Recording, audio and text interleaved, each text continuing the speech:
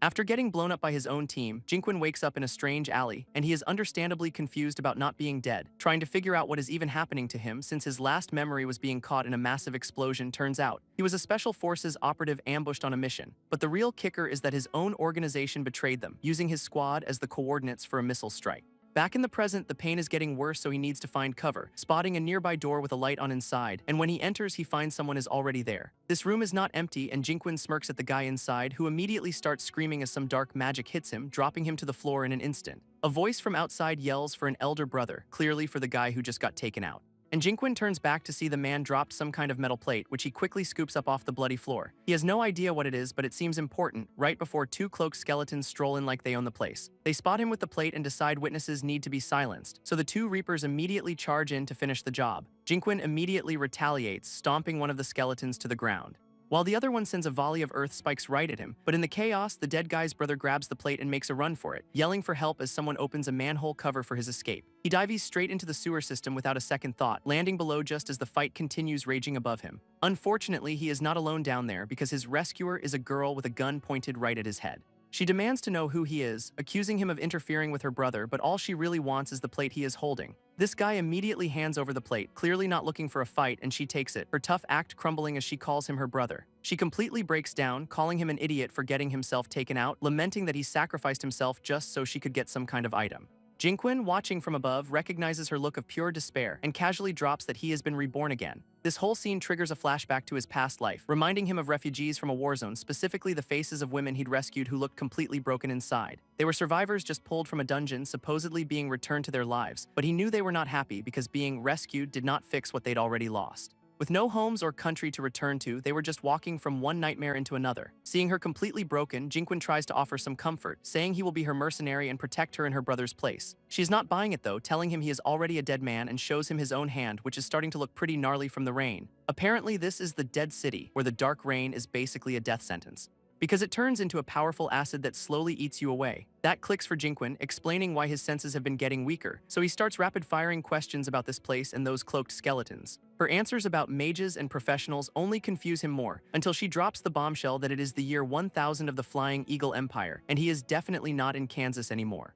Jinquin finally puts it together. He has been ice-guyed 1,000 years into the future, so he asks her how people even become these professionals. She is so scared of, and she explains that anyone can awaken a class by obtaining a special emblem. Turns out, her brother stole this exact emblem just so she could awaken, which is why she is a wreck, blaming herself for his sacrifice as Jinquin asks about her family. But unfortunately, her brother was the only one she had left. Now she is all alone, and her only shot at survival is using that emblem herself, which hits Jinquin pretty hard since he knows what it is like to lose everything, so he offers her a deal. If he survives this, he will be her new protector, but their chat gets cut short when the ceiling explodes from the fight upstairs. This ceiling gives way, forcing Jinquin and the girl to scramble for cover, and she panics, realizing they need to awaken right now or they are both dead.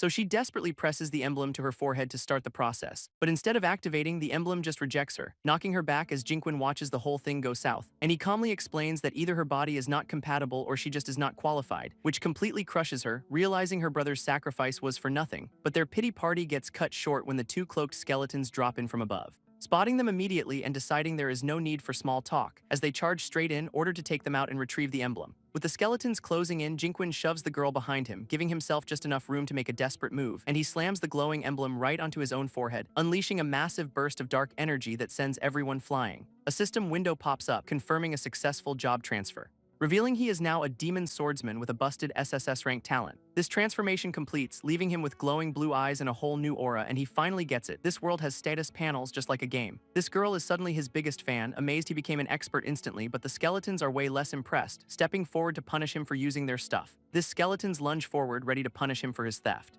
And the girl braces for the worst, stuck on the ground, but Jinquin is already moving, deflecting their scythes with a single powerful slash, leaving the two Reapers completely stunned by his speed. He does not give them a second to recover, launching himself forward and unleashes a massive arc of dark energy right at them. They try to coordinate a defense, realizing he has already mastered the emblem's power, but Jinquin just scoffs, stopping their attack with one hand, before his own dark magic erupts, tearing through their defenses. This girl is just speechless, wondering how he got so strong so fast. Jinquin lands from the attack, already a natural with his new demon sword, and he is stunned to find the emblem's power has completely healed his body. This skeletons cannot believe they lost to a rookie, realizing they cannot report back now, but Jinquin gives them a look that says reporting back was never an option.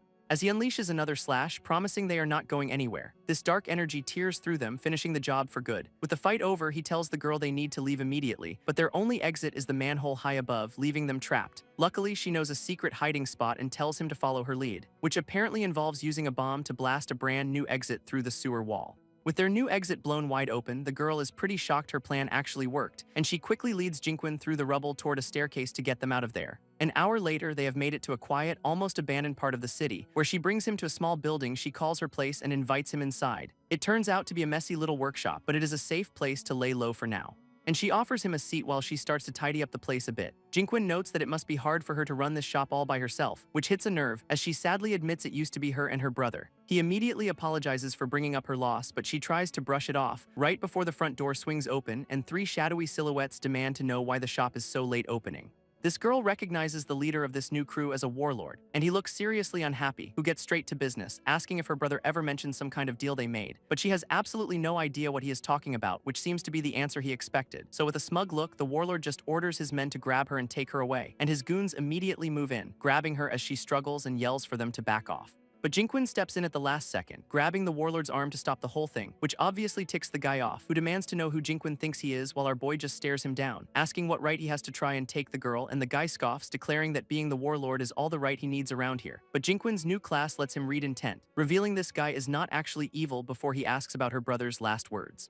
Jinkwon cuts right to the chase, asking the warlord to name his price for the girl, and the guy is surprised to see him, revealing her brother sent Jinkwon on a suicide mission to a mine pit, which is apparently filled with giant sandworms he is supposed to fight to retrieve some item, and if he succeeds, the warlord promises he will let the girl go, no strings attached. But before any deals are made, he decides to test if Jinkwon is even worthy of the task, throwing a powerful punch straight at our boy's face to see what he is made of. This girl panics, yelling for Jinkwon not to engage him because this warlord is a high-level professional, while Jinkwon just grabs a random pipe to defend himself, which is somehow more than enough to block the punch, stopping the attack cold, leaving the warlord completely stunned as Jinkwon's demonic energy starts to flare. This warlord is completely floored, realizing Jinkwon's talent is the real deal and asking if he is from the upper city, while the girl just stares, unable to believe he actually blocked a high-level professional's punch. And Jinkwon coolly asks if he is qualified now, prompting the warlord to agree to the deal despite calling him a rookie, laying out the suicide mission: kill a spider boss, wait for a flower to bloom, and bring it back to free the girl, which Jinkwon accepts without hesitation, setting the stage for a lovely 8 AM dungeon dive tomorrow. But then the warlord issues a citywide draft, ordering every man over 16 to report to that same pit, making it painfully clear that anyone who is late gets executed, punctuating his point by crushing a poor frog, which gets Jinkwon thinking that the brother must have known this was a death sentence all along. And he starts to suspect this whole deal might just be a trap set up by the commander, so he grabs a weapon, deciding he needs to master his new powers before walking into whatever this is. Jinkwon starts exploring his new SSS rank talent, identifying the first skill as the Netherflame God statue. So he decides to give it a test run right there in the workshop, because why not? And immediately summons a massive demonic shadow that looks like it is straight out of a final boss fight. His second talent is still a mystery, but he can feel its immense power coursing through his new sword, which he takes a moment to admire, realizing just how much has changed in an instant. He figures the best way to understand this power is to just swing it and see what happens, and a single casual slash obliterates a nearby shelf, confirming his new abilities are absolutely ridiculous. Catching his reflection, he notices his appearance has changed, looking less like a soldier and more like an idol, and the system even gave him a new name: Diwujin Quan, which is definitely not what he is used to. Shrugging off the identity crisis, he decides the priority is intel and heads out to explore the city. Half an hour later, Jinkwon and the girl are at a bar, seemingly trying to lay low.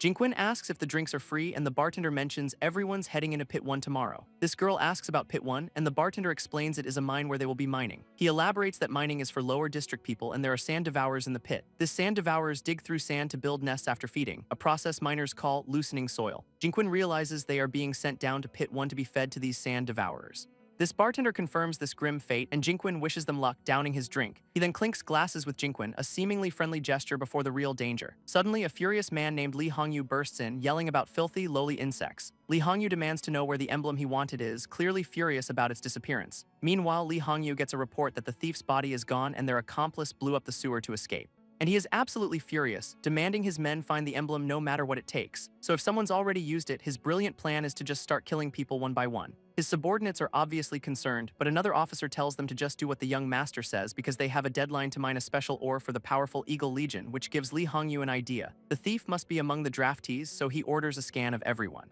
This next day, the entire drafted population is being loaded onto trains like cattle, with officers barking orders to hurry up and get on board for the mining operation, leaving the crowd a mix of despair and anger, knowing they are being marched to their doom. And right on schedule, Lee Hongyu and his crew show up to make sure every last person is accounted for. Lee Hongyu kicks off the search, ordering his men to scan every last person on the trucks. And they are using a special device that detects psionic energy, guaranteed to find the emblem's user. So with their boss yelling at them to hurry, the guards start moving through the crowd, while Jinquin watches them approach, knowing he is the exact person they are looking for, and he tries to keep a low profile, hoping his new powers do not set off their scanner. But the guards are just shoving people around, forcing them onto the already packed train, causing a huge crush of bodies as everyone struggles to get on board. And amidst the chaos, a mysterious hooded individual seems completely unfazed by the commotion, who is holding some kind of dark energy crystal, which Jinquin immediately senses, and our boy looks around, suddenly feeling a powerful wave of malice from somewhere in the crowd. That wave of malice turns out to be the pure desperation of the crowd being crushed together. With everyone packed so tightly they can barely even breathe in the chaos, people start screaming that the train is full and others are being trampled in the crush right before some armed goons show up, clearing a path and telling everyone to freeze. Jinquin plays it cool, putting his hands up just like the rest of the draftees as Lee Hongyu makes his grand entrance, politely asking for his lost treasure back. Our boy immediately realizes this cannot be a coincidence. The guy is here for the emblem. Since nobody volunteers, Lee Hongyu just smirks, deciding he will have to search for it himself, prompting his subordinate to deploy a little spider drone scanner from a wrist device, which immediately zips toward the crowd, heading right for the one person who has what they want. This spider drone starts its scan, with Lee Hongyu promising a swift end for whoever it finds. But it zips right past Jinquin, somehow detecting absolutely zero spiritual energy from him, leaving our boy just as surprised as anyone that his new power is completely undetectable. So the drone just keeps on moving, scanning the rest of the terrified draftees. And after clearing a few more people, it finally zeroes in on that mysterious hooded guy, where it suddenly starts blaring, having detected a massive spike of spiritual energy, which makes Lee Hongyu absolutely ecstatic, thinking he has finally found his target, while the hooded guy completely panics, having no idea why he just got flagged. And before he can even react, the drone fires a sharp projectile straight at him, tagging him right in the shoulder and taking him down in front of the entire crowd. Lee Hongyu grabs the hooded guy, demanding he hand over the stolen item right now. And he makes it very clear the poor dude is not going anywhere until he gets what he wants. So the guy desperately begs for his life, offering up a purple crystal he had on him, which Lee Hongyu immediately recognizes as just some common cursed crystal. And in a fit of rage, he shatters the worthless junk all over the floor before ordering his men to just keep scanning the rest of the draftees. But the drone finds absolutely zero spiritual energy anomalies in the entire car, leaving Lee Hongyu completely baffled and furious that his thief got away. So with no other leads, he just tells his men to move on to the next car. 5 hours later, the train finally arrives at the desolate mining pit. Jinquin looks out at the desolate landscape, realizing they have finally arrived at the infamous Pit 1, and another draftee confirms the guards already bylaid, leaving them completely on their own now, who then panics, explaining the train is a one-way trip into the deepest, most monster-infested part of the mine. So while that guy desperately tries to pry the doors open, Jinquin decides he has seen enough, figuring he cannot afford to wait around and become monster food, so he makes a break for it, and with a running start, he just leaps right off the speeding train into the unknown below. He lands in a massive cavern filled with glowing red crystals, looking like a proper dungeon entrance. And with zero intel on this place, our boy admits a guide would be incredibly helpful right about now. When right on cue, one of the giant red crystals nearby starts glowing ominously, unleashing a sudden blast of energy that slams right into him before he can even react. Jinquin dodges the energy blast with ease, barely breaking a sweat from the sudden ambush. And after landing, he realizes that attack definitely was not from some random monster. So our boy calls out his would-be assassin, telling him to stop hiding and come out. Instead of a civil chat, some goon with goggles leaps out, screaming and swinging a blade, which Jinquin blocks with one hand, casually noting they are doing this the hard way, leaving the attacker completely stunned that his full power swing was stopped cold. With barely any effort, Jinquin completely overpowers the guy, pushing his blade back, and slams him face first into the cavern floor, ending the fight in about 2 seconds flat. He immediately puts his sword to the guy's throat, clearly not in the mood for games, and just like that, the tough guy starts begging for his life, claiming he had no choice. Jinquin stops the guy cold, demanding to know who he is and why he attacked, and the dude, Cheng Zio, admits he was starving and planned to make our boy his next meal. Cheng Zio explains that getting a class emblem down here means either a lucky monster drop or looting some rich kid, but warns that those same rich kids will use you as monster bait just for fun. This only survival strategy is to hide for 2 weeks and pray for rescue, which is basically a death sentence. And leveling up is a joke since the bugs in Pit 1 start at a whopping level 11, confirming that everyone sent down here is just meant to be monster food. And right on cue, a massive insect swoops in for an ambush, forcing them both to dodge, which the system identifies as a level 9 red blood mosquito, a seriously nasty-looking bug. And while Cheng Zio freaks out, Jinquin just calmly notes the place is already crawling with monsters. While Cheng Zio is screaming for them to run for their lives from the giant mosquito, Jinquin just calmly steps in front of him, completely unfazed by the sudden threat.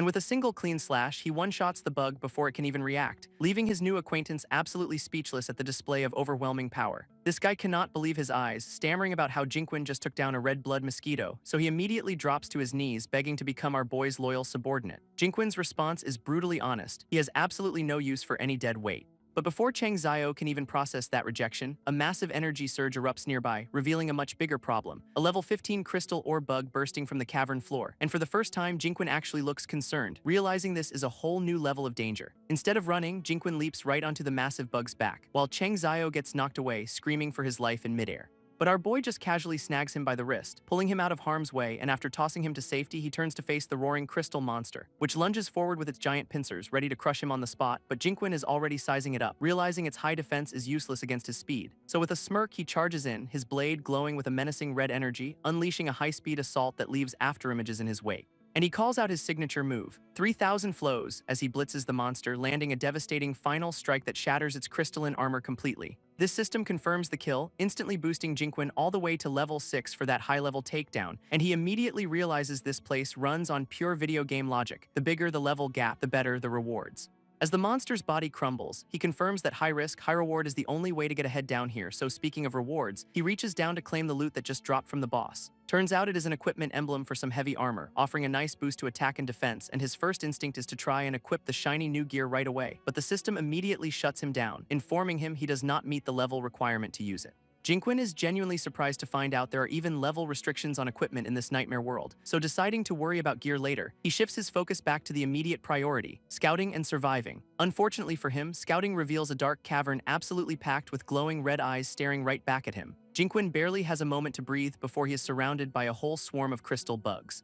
And the cavern floor absolutely erupts with dozens of them skittering right towards him. But instead of panicking, our boy just smirks, seeing them as the perfect targets for grinding X, so with a grin, he taunts the horde and charges straight into the fray without a second thought. He immediately one-shots the first bug, with the system confirming a clean kill on a monster 9 levels higher, and he does not even slow down, carving a path right through the middle of the insect swarm.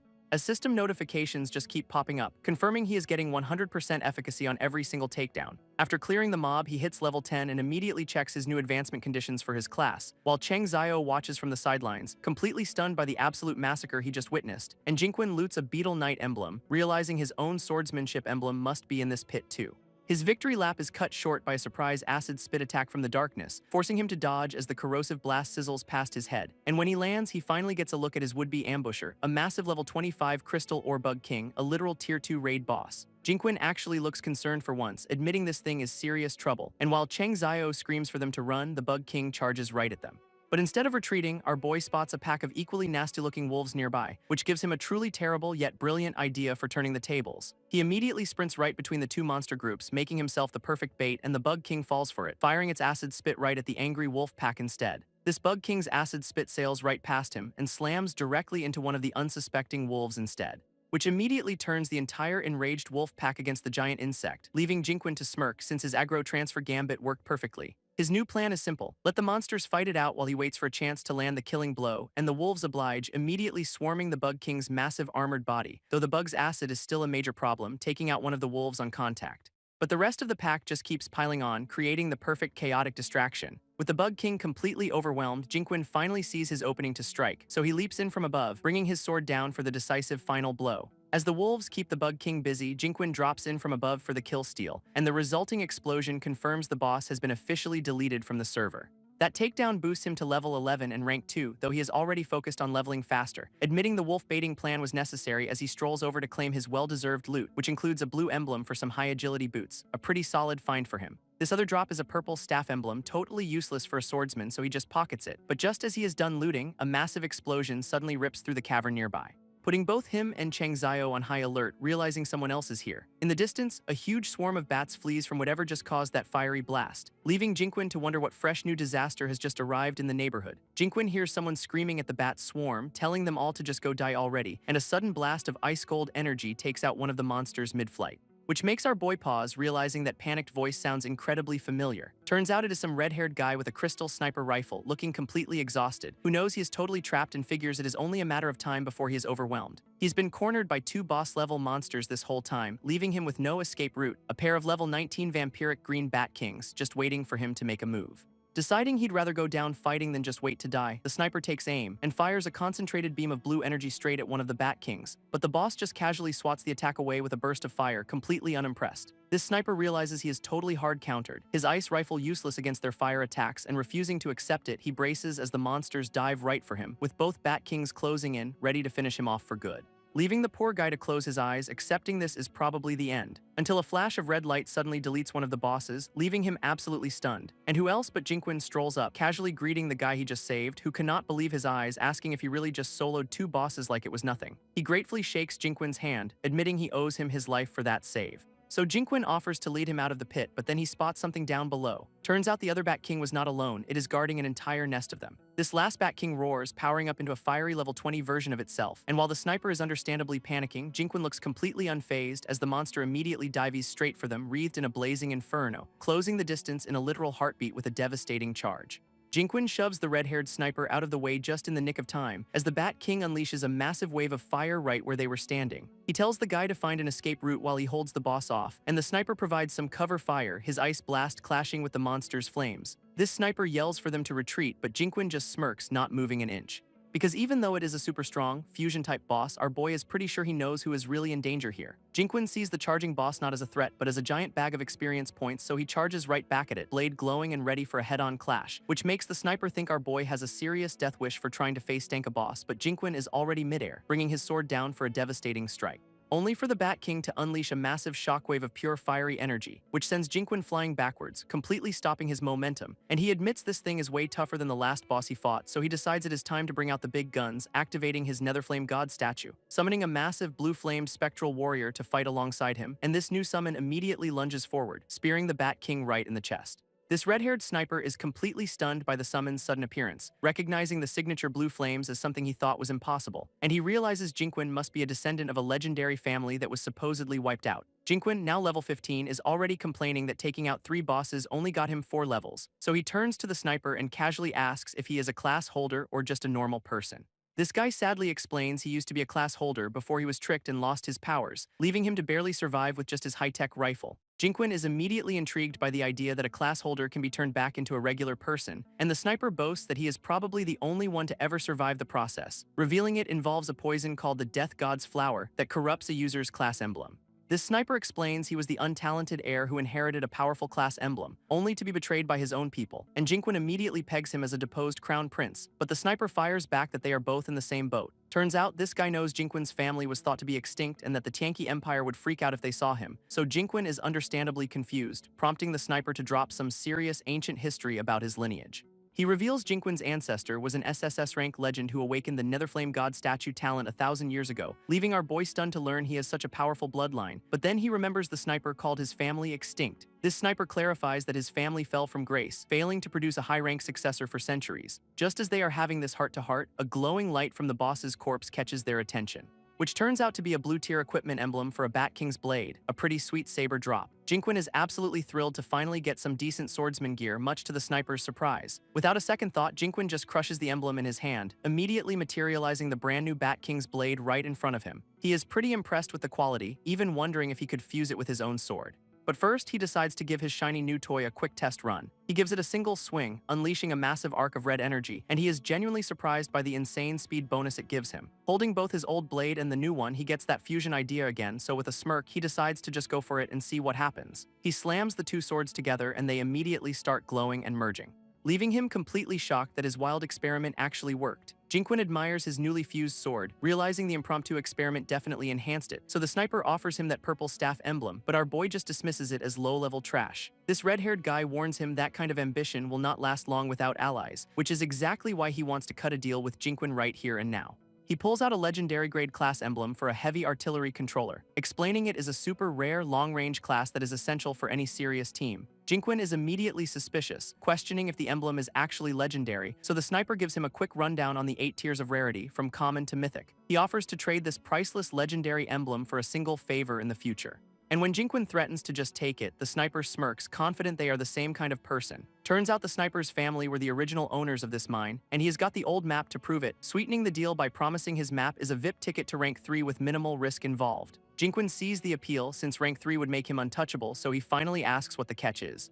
And the favor involves a special monster called an Abyss Scythe Rat, which has the innate ability to open abyss fissures. This deal is simple. Jinquin just needs to get the rat to open a fissure and they are square, so the plan is to hit rank 3, then use that crazy summon of his to threaten the rat into opening an escape portal. With leveling now the top priority, Jinquin asks the sniper if he knows the location of the resentment spider matriarch. This sniper is understandably shocked, asking why in the world he'd want to mess with that particular monster. So Jinquin explains he needs a special flower, which prompts the sniper to reveal exactly why his family abandoned this mine. Turns out that Spider is a rank 3 level 39 overlord in a restricted zone, basically a suicide run for anyone under rank 4. Jinquin lays out his terms. He will help with the rat, but he wants the map and all the spider intel. And the sniper agrees without a second thought, sealing their new partnership with a handshake. With their deal struck, the two of them venture deeper into the treacherous mine. This red-haired guy warns him about level 18 scorpions that burrow and ambush people with their tails, and right on cue, a massive stinger erupts from the ground, aiming straight for Jinquin's back, prompting the sniper to yell out a frantic warning, thinking our boy is about to get skewered. But Jinquin just casually parries the attack without even turning around, completely unfazed. Its sneak attack thwarted, the giant scorpion bursts from the ground, roaring with frustration. Jinquin just tells his new partner to get back, warning him not to get caught in the crossfire as he gets into a ready stance, clearly seeing this monster as just another ex-piñata. With a single clean swing, Jinquin's new sword carves right through the giant scorpion. And the sniper notes that its hide is a healing item, which is perfect timing, since he is pretty injured and could definitely use the patch-up. But before he can even move, another scorpion bursts from the ground to avenge its fallen friend, knocking the sniper off his feet and leaving him completely vulnerable as the monster looms over him, roaring and ready to strike him down. Jinquin instantly blurs into motion, crossing the distance in a heartbeat to intercept. Yelling for the monster to stay away from his new partner as he brings his blade down, and he slams his sword right into the second scorpion's back with brutal force, only to look up and see he is now facing an entire swarm of them. Without a moment's hesitation, Jinquin unleashes a massive cleaving strike into the heart of the scorpion's swarm, telling the sniper to get clear while he holds the line against the entire horde. And our boy dives headfirst into the sea of monsters, his new blade a total blur, carving through their tough carapaces like they are made of absolute paper, which immediately nets him a system notification and a level up to 16. Jinquin cannot help but smirk, realizing these tier 2 monsters are just walking experience points for him now, leaving his new partner completely floored, wondering how a tier 1 player has this much raw power. But before Jinquin can gloat, he spots a weird-looking plant monster up ahead. So the sniper frantically warns him that those are level 25 regenerating lords with a specific weak point, and right on cue, the plant thing roars to life, lunging straight for him with a mouth full of teeth. Jinquin easily dodges the lunge, already bringing his blade down on the plant's weak point, and he cannot help but smirk, thinking this monster's weakness is a little too obvious, leaving it completely defenseless as he prepares to land the finishing blow, which he does with a single, clean slice right through the monster's core, causing the plant to let out one final, agonizing shriek as it is torn apart, before it completely explodes in a shower of gore and plant matter. This nets him a level up to 18, leaving the sniper completely baffled by his strange but effective sword technique. And as he marvels at the clean cuts, 2 new item crests appear from the monster's remains. This first drop is a purple tier 2 healing ring that also comes with a handy storage space, while the second is a blue tier priest skill that provides an area of effect heal and damage reduction. This sniper notices something odd about Jinquin's attacks, asking if he has a debilitating skill, which he explains is an effect that completely shuts down an enemy's ability to heal or recover, pointing out how the wounds Jinquin leaves on monsters just seem to melt away instead of closing. Jinquin just plays it cool, internally crediting the effect to his unique garbled talent bonus. Changing topics, the sniper asks if he has ever tried to unequip a crest, which our boy has not even considered. Turns out you cannot. Crests are permanently bound to a user and only drop upon death, making them a part of you. With Jinquin's power level now clear, his partner tells him it is time to hunt a real target, a tier 3 lava behemoth. Their next destination is a massive, fiery cavern, a clear step up from the enemies they have been fighting. This behemoth is a sleeping tank, but the sniper needs the lava fruit from its lair to lure out the Abyss Scythe Rat with a new, high-stakes objective on the table. The duo heads off to take on a proper boss. They arrive to find their target, a massive tier 3 lava behemoth lord sleeping peacefully, and the sniper explains this level 39 monster is the second strongest boss in the entire mine, so Jinquin asks if it is vulnerable while asleep, which it is if you can actually break its defense. Naturally, our boy's brilliant opening move is to just chuck a rock at its head, which bounces off with a pathetic little tink, doing absolutely nothing to the behemoth. His partner just sighs, pointing out the monster's defense is as insane as he warned, so done with the warm-up, Jinquin draws his new sword and leaps straight down for a real attack, which is just enough to finally wake the behemoth from its nap, its eyes snapping wide open. Before it can even react, Jinquin brings his blade down in a single, devastating overhead strike, and he splits the tier 3 boss clean in half with one absolutely ridiculous swing. Jinquin gets a system notification confirming his successful tier 1 advancement for that ridiculous kill, leaving his new partner absolutely speechless, unable to process how a level 18 player just did that. And as the behemoth's body dissolves, it explodes into a massive shower of high-tier loot drops, where our boy immediately spots an orange epic crest, knowing he has hit the absolute jackpot. This main prize is a rank 3 orange greatsword with insane stats and a meteor slam ability. which is part of a full purple tier molten lava armor set that also dropped from the boss. With all that new gear waiting, Jinquin decides to check his own advancement progress, only to find he has hit level 20 and is now hard stuck until he finds a swordsmanship emblem. Meanwhile, the sniper finds the molten lava fruit he needed, cheering about his new shot at destiny, so Jinquin asks if he knows where to find an emblem since he has officially hit his level cap. This sniper explains swordsmanship emblems have a terrible drop rate unless he is fighting monsters way above his level, so he asks what kind of build Jinquin is aiming for, and our boy immediately says agility. But his partner shuts that down, suggesting he should go for a constitution build instead, which Jinquin internally scoffs at, thinking tanky swordsmen are useless compared to actual knights or assassins. This sniper cuts him off though, pointing out that Jinquin is a completely special case, since his Netherflame God statue summon totally negates the usual weaknesses of that build. Seeing the logic in that, Jinquin agrees and just asks where they need to go to start farming. His partner lays out 3 potential farming spots: the Drywater Mines, Ghostwood Valley, and the Train Terminus, figuring if they can clear all 3, Jinquin will have enough emblems to hit rank 3 pretty easily. With their new plan set, their journey takes them toward a place called the Lower City. Meanwhile, in a much fancier part of town, some rich guy is throwing a fit over a missing emblem, and despite his men telling him it is impossible, he is ready to tear the whole city apart to find it. But his plans hit a snag when his subordinate reports that other young masters from the upper city are moving in, which sends him into a rage because no one is supposed to enter the area without his permission. He is worried the thief will team up with these new rivals, but his underling points out he is not powerful enough to stop them. This little reality check leaves him absolutely fuming, completely powerless to control the situation, so after taking a moment to cool down, he decides to make a very important phone call. He gets his second uncle on the line, demanding to know exactly where the stolen item is. But the guy on the other end just gives him a lame excuse about a birthday party, promising to be back soon. This call cuts off, leaving the young master staring at his phone, realizing he has just been completely blown off. Done waiting, the rich young master decides it is time to force the issue himself, so he calls up an old acquaintance, demanding they stop the rivals from the upper city, but the guy on the other end basically says he is not taking the fall for this mess. Declaring his own innocence and confirming the thief's escape route is a dead end, then he drops the intel that the target is in Deadman's City before hanging up cold. Elsewhere, another young master consults his elderly attendant about their own search for a stolen item, and the old man offers some classic words of encouragement about how the family head has faith in him, before admitting their chances are actually terrible and the family head is already chasing another lead. And speaking of results, a system notification pops up for a player who just killed a boss 9 levels higher than them, revealing a new mysterious guy who lets his injured companion take the monster's horn since he already found what he needed. This mysterious new player finishes off the high-level boss with a flourish, and as the monster dissolves, it leaves behind a pretty sweet skill emblem, which turns out to be a purple tier rank 2 charge attack called Blade of the Army Breaker. And thanks to his unique swordsmanship, he can learn skills 1 rank above his current level, so he immediately absorbs it, getting a system notification and a slick new purple aura. He instantly tests out his new lightning-fast dash skill, leaving his partner in the dust, moving so quickly he is just a blur of pure destructive energy. His companion is stunned by his insane growth rate, but the guy's already focused on his next advancement. So his partner points him towards some tough underwater monsters called bone-eating fish, and his brilliant strategy to fight them is to just summon a magical fishing rod. His companion suggests using monster meat as bait, and he immediately casts out his magical fishing line, getting a massive bite almost instantly as the line goes completely taut. What erupts from the water is a huge level 23 bone-eating fish, all teeth and aggression, which the swordsman dodges with 0 effort, casually sidestepping the monster's lunge. That 1 kill is apparently all he needed, immediately getting a system notification for advancing to Tier 2, and his status window confirms it, revealing his name is Diwujin Quan, a level 21 demonic swordsman. He is pretty pleased with how smooth that was and decides to check out his newly enhanced skill, which turns out to be an orange tier ability called Blade of Ruin, a devastating charge and strike combo. With the farming done for now, his partner calls him over to a campfire to finally take a break. Diwujin Quan compliments his cooking, joking that he could probably run a tour group with those skills. Diwujin Quan asks his partner about the state of the world, curious about its true scale. And his companion explains that humanity is still exploring, with no one knowing the actual borders. He lays out the local power structure, 3 major empires that only respect absolute strength, which he says is the only way to actually be free in this unforgiving new reality. But he is not optimistic about their future, revealing a massive beast tide is forming on the border, one he believes will wipe out the empires and usher in a chaotic, wandering era.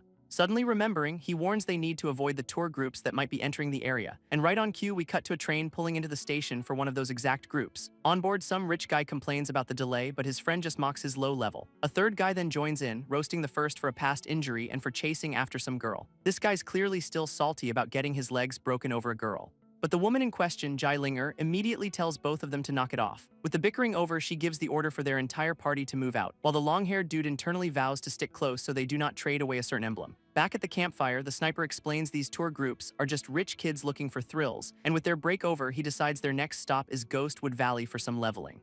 This valley itself looks like a pretty grim and dangerous place to be farming, and his partner confirms it is crawling with high-agility slicing blade mantises. He hands Duo Jin Quan a special bomb that releases sticky filaments to slow enemies down, laying out the plan to trap the monster lord and then clean up the parasites that spawn from it. This sniper explains his class is a blood-flesh mechanic, and he needs to kill the parasites to advance his gun, which is news to Jinquin, who had no idea weapons could even be leveled up. His partner then drops the bombshell that his gun is actually his former guard, refined into a living weapon after dying for him, and he needs a 100% efficiency kill on the monster lord to guarantee a skill drop for it. Before they can move, something blurs past Jinquin at insane speed, catching him completely off guard, revealing a slicing blade mantis that is already lunging in for a surprise attack. But before it can land a hit, the Netherflame God statue instantly materializes to block the strike, effortlessly parrying the mantis's blades and sending the monster reeling backward. Jinquin is not amused by the sneak attack, calling the monster's move a death wish, and he immediately slices it in half, earning a 100% efficiency kill on a high-level mob. Jinquin is stunned the mantis's attack was strong enough to actually damage his Netherflame God statue.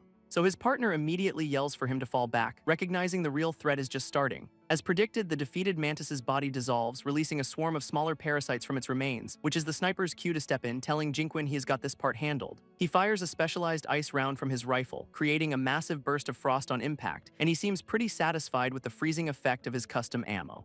But as the dust settles, it is clear the parasites are still coming, swarming out of the smoke, and the newly spawned monsters let out a collective roar before charging straight at them. Jinquin readies his sword, not about to let his partner handle this mob alone, and he leaps forward to meet the charge, bringing his blade down on the first parasite in his path. With the parasites swarming him, Jinquin does not even flinch, while his partner frantically yells for him to get out of the way.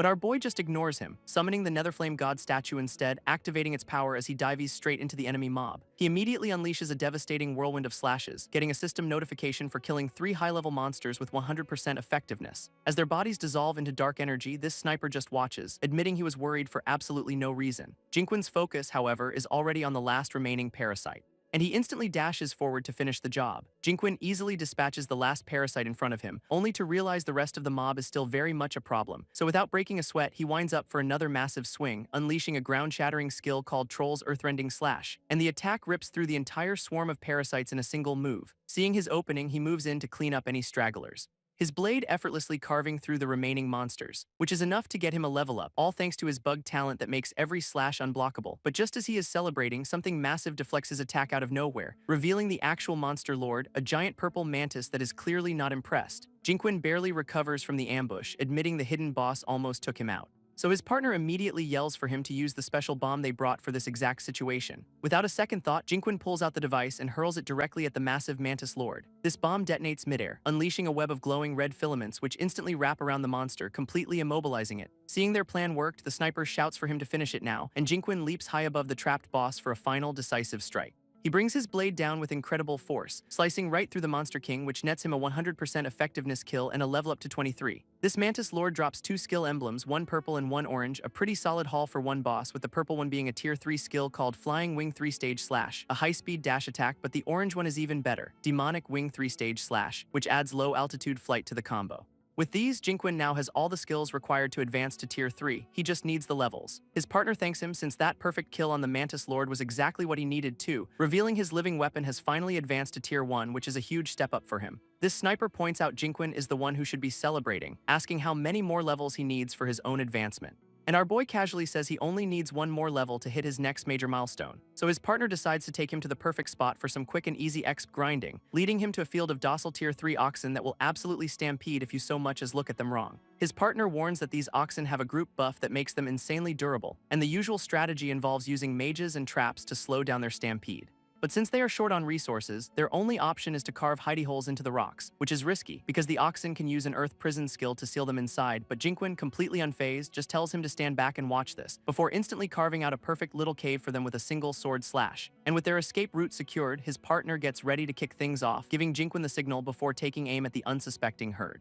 And he fires off a specialized round that explodes right in the middle of the group, which predictably gets their attention and sends the entire herd into a furious rage. This entire herd of enraged spinel bulls stampedes directly towards their makeshift hideout, and from his perch, the sniper yells for Jinquin to brace himself for the incoming chaos. Jinquin, however, is perfectly calm inside his little rock cave, totally confident in his handiwork. As predicted, the oxen unleash their earth prison skill, causing the ground to erupt around him, which completely encases the entire rock formation in a crystalline prison, sealing him inside. Stuck in the dark, Jinquin admits his partner's warning was the only thing that saved him from being flattened. His partner knows this is their opening, since the bulls need a cooldown after that massive skill. With the herd momentarily stalled, the field is wide open for a devastating counterattack. So Jinquin winds up his own earthrending slash from inside the stone prison, before shattering the wall with his blade of ruin, bursting out to meet the herd head-on. Unleashing his skill, Jinquin carves a massive arc of destruction right through the stampeding herd, effortlessly slicing through the spinel bulls that were supposed to be an unstoppable force. His partner is just floored, realizing Jinquin is chaining skills at a speed he cannot even follow.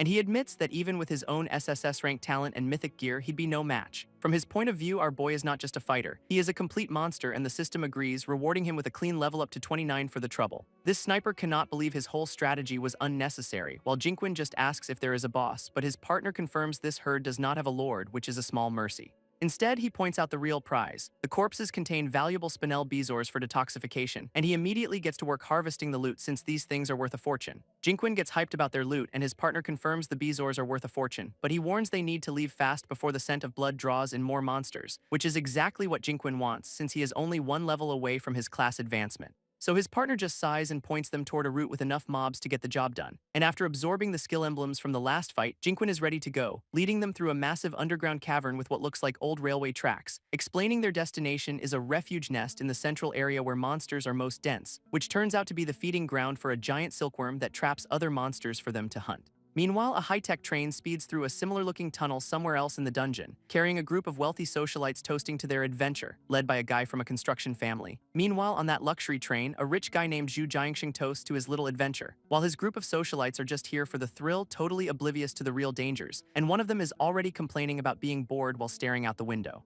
But outside, Jinquin and his partner are shocked to see the train at all. It is 2 weeks early. As the train passes, the bored guy from inside locks eyes with Jinquin's partner and both of them completely freeze, clearly recognizing each other from a past life or something. This guy on the train, Zhao Liubai, starts panicking, thinking he has just seen a ghost. His friend tries to calm him down, but Liubai is absolutely convinced he saw someone he knows. Ignoring everyone, he pries open the window and straight up leaps out of the moving train, landing on the tracks and frantically searching, swearing he saw 2 people out there. Back on the tracks, Zhao Liubai's friends are completely baffled by his sudden meltdown, but he is absolutely certain he saw someone he knows, questioning why they never returned home. Meanwhile, Jinquin asks his partner if that rich kid on the train actually recognized him. And the sniper confirms it. That is the young master of the Tian conglomerate, a dark priest in disguise. Turns out his family secretly holds a third mythical profession, and that kid was the one who synced with it. But as they are busy sharing intel, thin white threads suddenly erupt from the ground around them, instantly wrapping both of them up and yanking them helplessly into the air. Jinquin realizes they walked right into an ambush, which his partner identifies as a silver thread silkworm's trap, pointing out the massive cocoons hanging from the ceiling are the monster's personal food supply. And clearing them out should be just enough X for Jinquin's advancement, so our boy powers up for a fight. With the clock ticking, his partner tells him to clear out this monster pantry before the main silkworm gets back.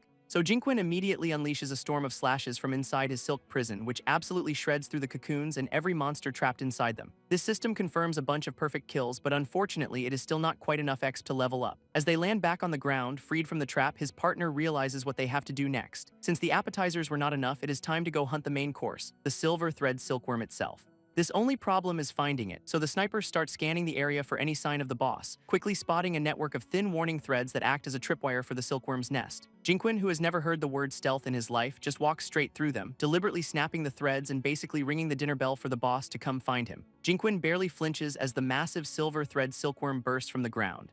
And this thing is absolutely enormous, clearly the boss of this whole nest, which immediately lunges forward to attack with a massive stinger, prompting his partner to yell a desperate warning from the sidelines. But our boy just tells him to stand back, powering up his blade for a counter, unleashing a single, devastating slash that connects before the monster can even react. And just like that, the entire silkworm is sliced clean in 2. This system confirms a perfect kill on a Lord monster, which is enough to hit level 30 and finally meet his advancement conditions. His partner points out he is now ready to advance to tier 3, so Jinquin asks what their next move is, and the sniper reveals his true target, the Abyssal Kametachi, a monster that requires a pincer attack to even wound. This sniper lays out their next targets, a sand devourer swarm and a spider mother, to force open an abyssal channel. And after tossing Jinquin his payment, he explains they will part ways once the job is done, leaving our boy completely stunned to be holding a legendary profession emblem, who questions getting paid before the mission is even finished, but the sniper just says he promised, explaining that if he succeeds he will not need it, and if he fails he definitely will not need it. And as they head off, a new group of suits walks through the same area, right past a massive slash mark on the wall.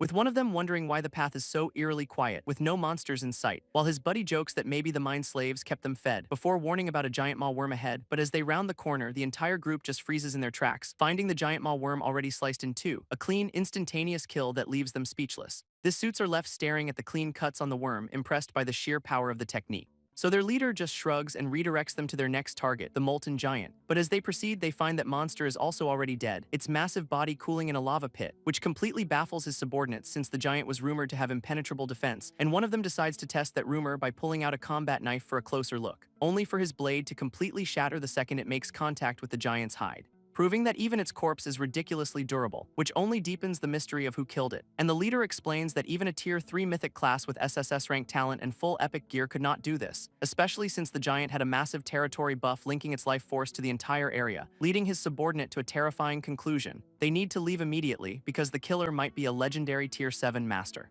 His subordinate suggests they cut their losses and leave since their targets are already gone, but the leader refuses to go back empty-handed, deciding to explore deeper for a new prize. Meanwhile, Jinquin and his partner are already fighting their way through a swarm of giant worms, with our boy effortlessly slicing through the horde of crimson tumor worms with his blade, and the system confirms he is clearing them out with 100% efficiency. But as he finishes off the last of the minions, a much larger threat emerges from the ground, forcing his partner to yell a warning about the Crimson Tumor King that just ambushed them. This sniper immediately provides backup, firing a specialized round to slow the boss down, which hits its mark and makes the giant worm roar in fury, turning its attention to Jinquin, who just smirks and powers up his sword, clearly unimpressed by the oversized monster. He does not even hesitate, unleashing a final decisive slash against the giant Worm King, and the system confirms another perfect kill, wiping the boss off the map instantly. Jinquin notes the terrible drop rate, realizing how impossible it is for normal people to level up, so his partner tells him to get used to his new tier 3 power while he scouts ahead. But our boy says he is already good, deciding it is time to try out some new gear. Specifically, the full molten set he's been saving for this exact moment. In a flash of fire, he equips a ridiculously powerful-looking set of orange armor, which leaves his sniper partner completely speechless at the sudden power-up. This guy recognizes it as a 200-star set, a level of gear he has never seen, and Jinquin confirms that just one piece has already made him feel several times stronger. His partner is completely floored, explaining Jinquin's stats are so high he has already hit the 100-star rank at just tier 3, which is basically a visual flex based on gear score that should scare off any sensible opponent. And with the power-up explained, they decide it is time to head for the Sand Devourer's nest. But just as they start walking, Jinquin suddenly collapses to the ground, and an hour later, they are crawling out of a cave into a forest, looking totally exhausted. This sniper is coughing up a storm, complaining about the suffocating air but glad they finally found an exit, only to emerge into a clearing that is an absolute graveyard filled with massive piles of bones. He immediately identifies the place as the hunting grounds for the abyss sickle rats, so Jinquin just cuts to the chase and asks what their next move is, and his partner pulls out a strange-looking fruit, explaining he is going to plant the bait. He sets up a small mechanical drone, placing the strange fruit right on top, explaining it is a molten fruit, the abyss sickle rat's favorite snack, second only to eyeballs, and with all the human remains scattered around, he is confident the rats will come for a feast. This little robot then dutifully carries the bait out into the open clearing, scuttling across the bone-littered ground to set the perfect trap, while Jinquin and his partner watch patiently from behind a large rock. Jinquin questions if this will actually work, so the sniper explains the rats have powerful stealth skills, but the fruit contains a fire element that will instantly break their concealment once they take a bite. Our boy finally understands the brilliant strategy, realizing it is a perfect counter, and right on cue, a shadowy rat with a massive sickle claw appears out of thin air to take the bait. Jinquin is ready to jump in, but his partner tells him to wait until the rat is fully exposed. While the little drone just holds the bait steady, waiting for the invisible monster to take a bite, and sure enough, the fruit starts getting eaten by absolutely nothing, confirming the rat is there, which makes the sniper smirk, knowing the trap is about to spring and the real show is starting. Just as planned, the rat bursts into flames, its stealth completely broken by the fruit's fire element, and with the target revealed, his partner gives the signal for Jinquin to go finish the job. So our boy leaps forward, summoning a massive blue energy construct to slam down on the monster, unleashing a devastating slash that brings the full weight of his power down on the helpless rat, and the creature lets out one final scream as the attack completely overwhelms it, leaving his partner absolutely stunned, asking if that was an SSS rank skill he just witnessed. Jinquin's SSS rank skill connects, but instead of a clean kill, it just sets the rat ablaze, which somehow manages to escape, leaving our boy completely baffled by its sudden disappearance. So his partner warns him that these rats are notoriously cunning, and it is definitely still hiding nearby, before pulling out a special grenade with a brand new plan to flush the monster out, which he immediately tosses into the clearing while telling Jinquin to get back. And as the device goes off, the two of them dive for cover from the impending blast. But instead of a normal explosion, the grenade summons a swarm of giant worms from the ground, which immediately start roaring and writhing in the flames left behind by the device, and then begin spitting a substance to extinguish all the small fires in the area, revealing the sniper's brilliant plan. The worms hunt fire, and the still-burning rat is now their main target. This worms immediately lock onto the flaming rat, swarming it just as the sniper predicted.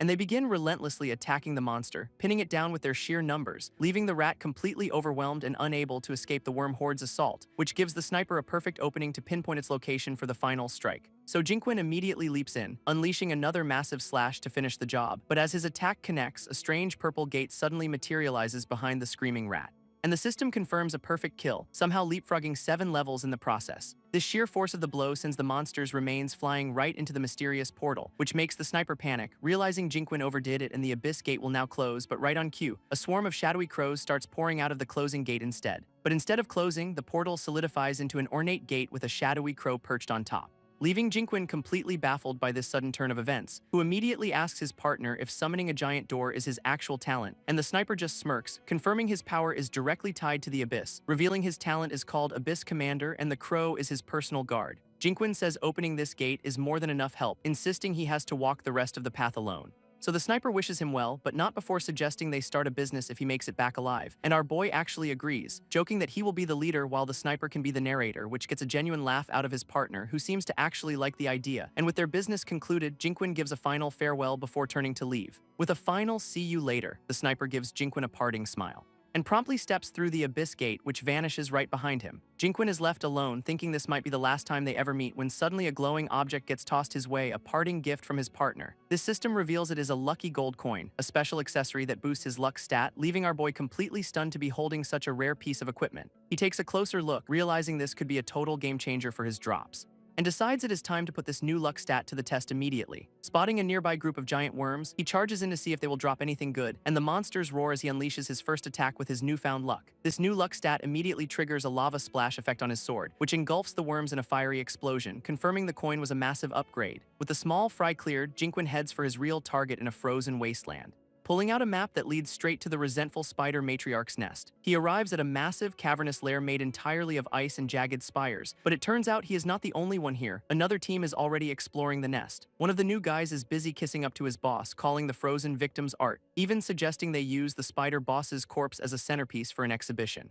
This sycophant promises to spin a heroic tale of his leader's victory for some easy clout, while the rest of the team gets serious, knowing this monster has not been beaten in 300 years. This team's leader smugly explains his Tier 4 brother is way too important to slum it in a Tier 3 dungeon, adding that all the real heavy hitters avoid this place, making the rumors of its danger totally overblown. His blue-haired teammate cuts in, reminding everyone to focus on the spider boss before any side hustles, so the leader just claps his hands and casually calls for the food to be served, which turns out to be a group of unfortunate souls being marched forward as live bait. Their handler wastes no time forcing them toward the cave entrance with a crack of his whip, sending the poor guys stumbling into the darkness to lure out whatever's inside. The second they are in, the leader orders his own team to block the exit, sealing the bait's fate, and just as planned, a swarm of giant purple spiders pours out of the darkness, ready to feast. This leader just grins, powering up with dark energy and getting ready to enjoy the show he just orchestrated. This team leader tells everyone to watch as he dives into the spider swarm, ready to show off, and he unleashes a powerful purple slash, carving a path through the smaller monsters, absolutely tearing through the cannon fodder without breaking a sweat, which makes his blue-haired teammate identify his legendary Blood Rage Warrior class, while the guy himself is just loving the chaos, clearly getting a kick out of the fight, but his victory lap is cut short when a much larger shadow emerges from the darkness, and a massive, furry leg suddenly swats him out of the air like an annoying fly, leaving the rest of his team completely frozen in shock at what just happened.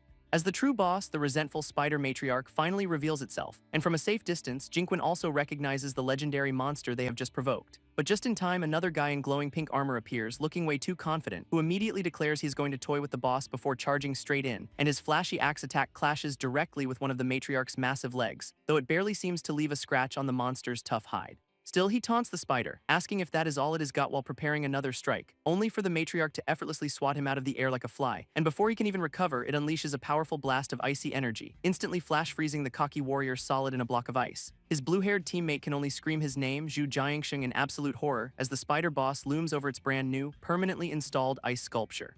But instead of being scared, the team leader powers up, absolutely thrilled to finally face a real fight, while the spider matriarch lets out a furious roar, clearly not impressed by his enthusiasm. His teammates immediately open fire, trying to provide some much-needed covering fire for their boss, though their bullets just seem to bounce off the monster's hide, barely even scratching it. Ignoring the useless backup, the leader leaps high into the air with his massive purple axe, and he screams out the name of his ultimate skill, Mad Blood Decapitation, for everyone to hear. His attack connects right on the spider's face, creating a massive flashy explosion which actually seems to work, cracking the matriarch's head and sending it stumbling back. He lands triumphantly, mocking the so-called 300-year crisis as nothing special at all, and with a psychotic grin, he declares himself the #1 hunter of the new generation.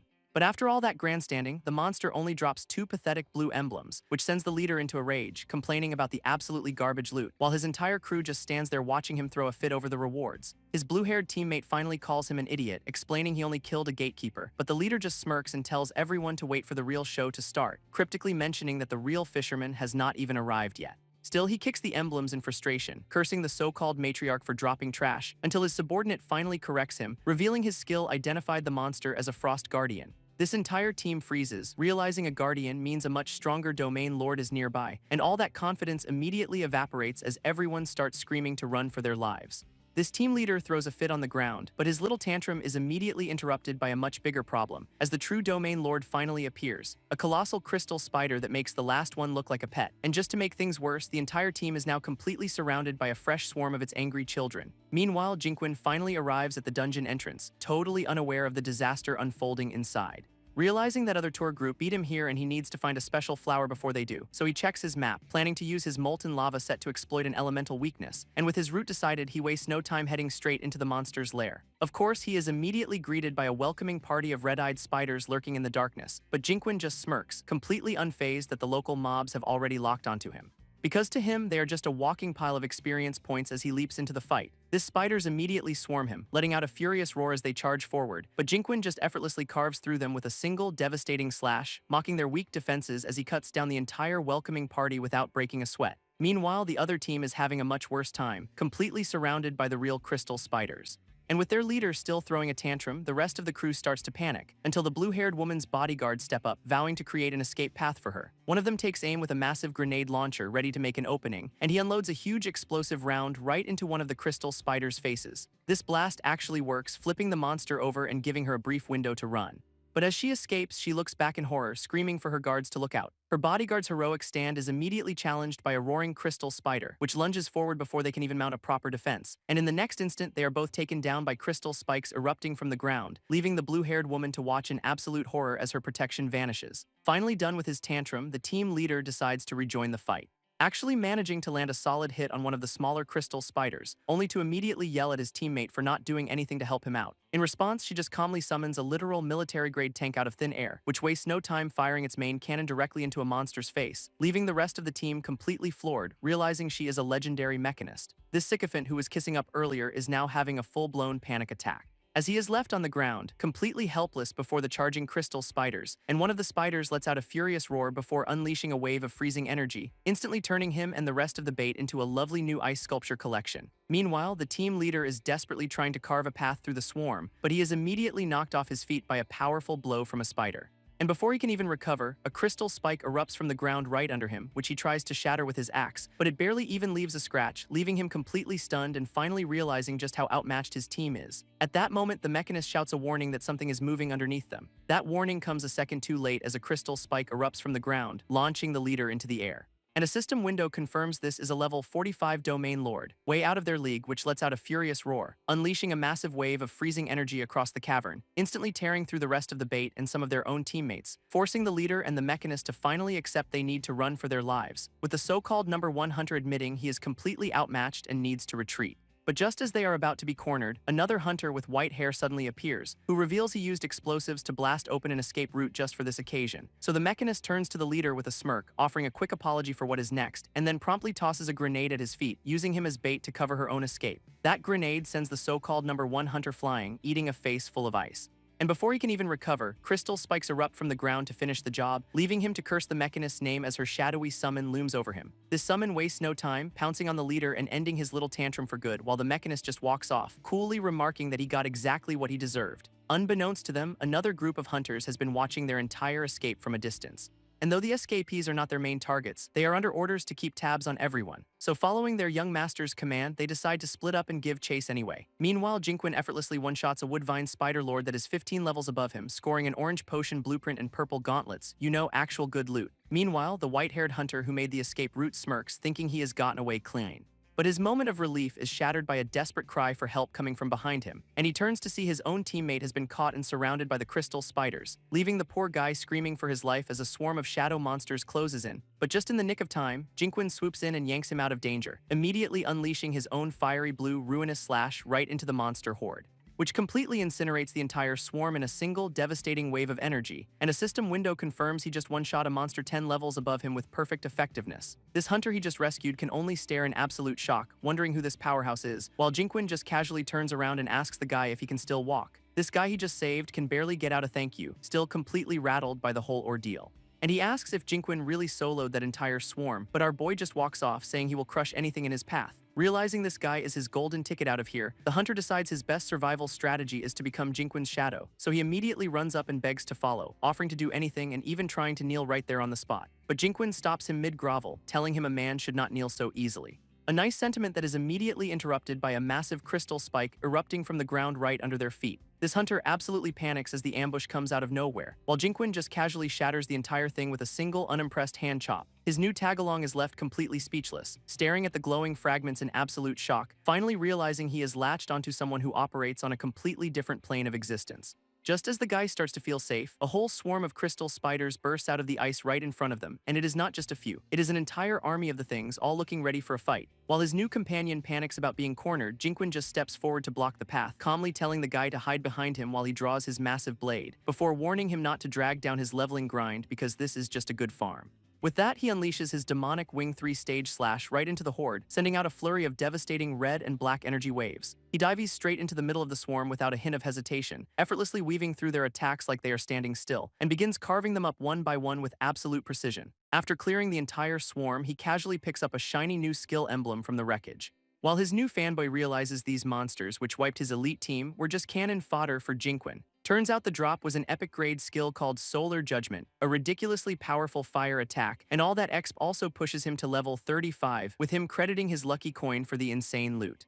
He goes to use it, but his swordsmanship mastery offers to convert it into a demon sword skill instead, an offer he immediately accepts without a single shred of hesitation.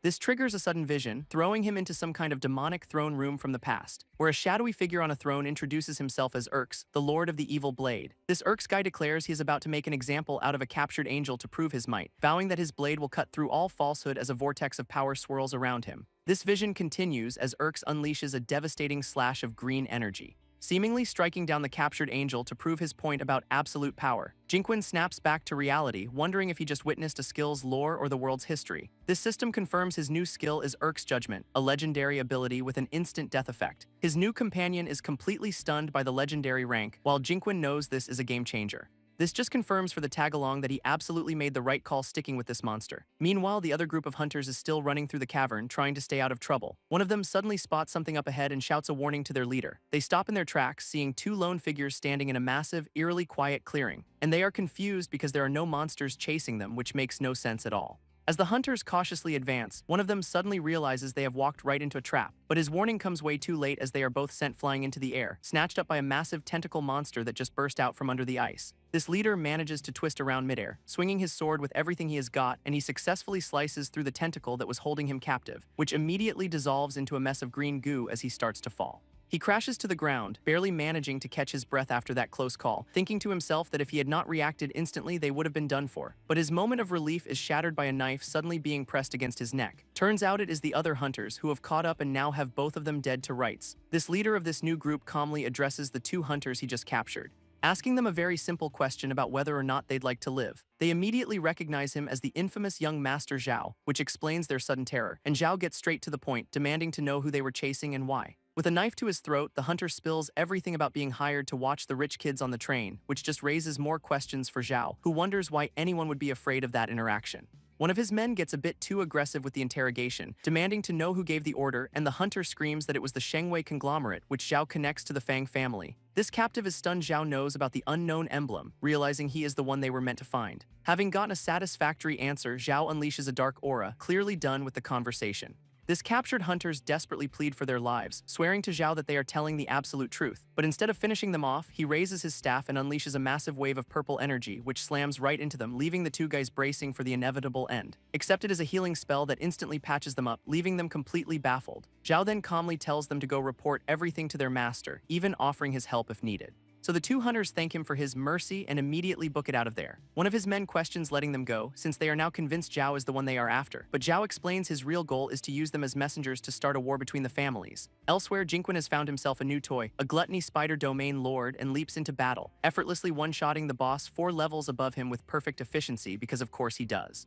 His new tag-along nervously asks where they are going, so Jinquin casually drops that he is hunting the spider matriarch, which sends the guy into a full-blown panic about why anyone would actively look for that kind of trouble. But Jinquin just tells him to leave if he is scared, making it clear he does not need a follower, and the hunter quickly realizes that walking out of here alone is a complete death sentence. So he immediately switches gears, calling it an honor and trying to sell himself as a useful epicrank priest, which actually gets Jinquin's attention, who asks if the kid is from the upper city, and he explains he was a lower city prodigy who got scouted after awakening an S-rank talent, admitting his high level is just from being power leveled and he is now stuck before a class breakthrough, a term that is completely new to Jinquin, who asks him what that even means. So the hunter explains it is a ritual using altars to assimilate monster power and break human limits. This priest explains this whole breakthrough ritual is about literally fusing monster power into your body for a massive stat boost. So Jinquin, who has never heard of this, immediately asks what the deal is with the altars he mentioned, which are basically guild totems that only major factions and conglomerates actually possess.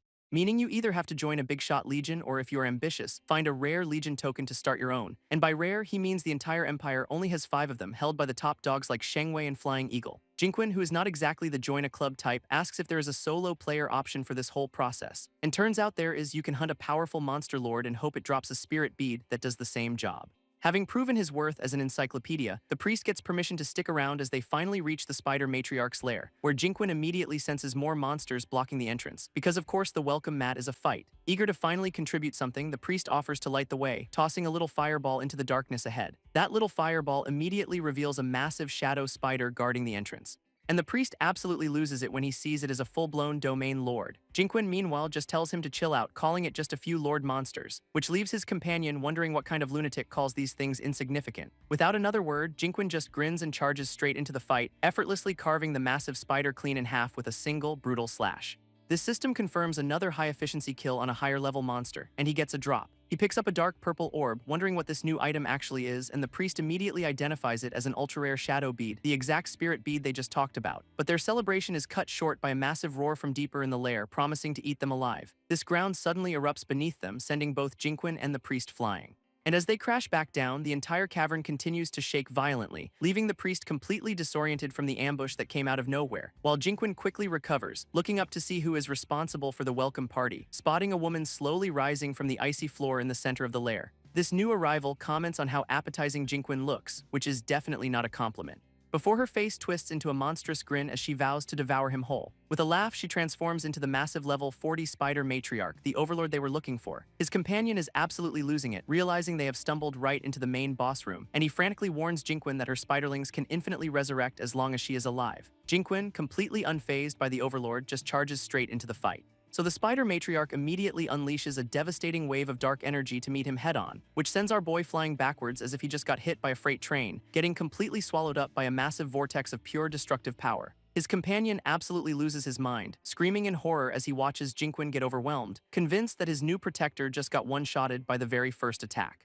This matriarch just scoffs at the ant-like human, clearly enjoying her apparent victory, but through the icy aftermath, a lone silhouette proves he is not quite done yet. Jinquin emerges with a grin, admitting that this boss is actually a real challenge for once, revealing he survived by summoning a defensive nether statue at the very last second. Jinquin breathes a sigh of relief as his nether statue shatters, admitting that was a close one.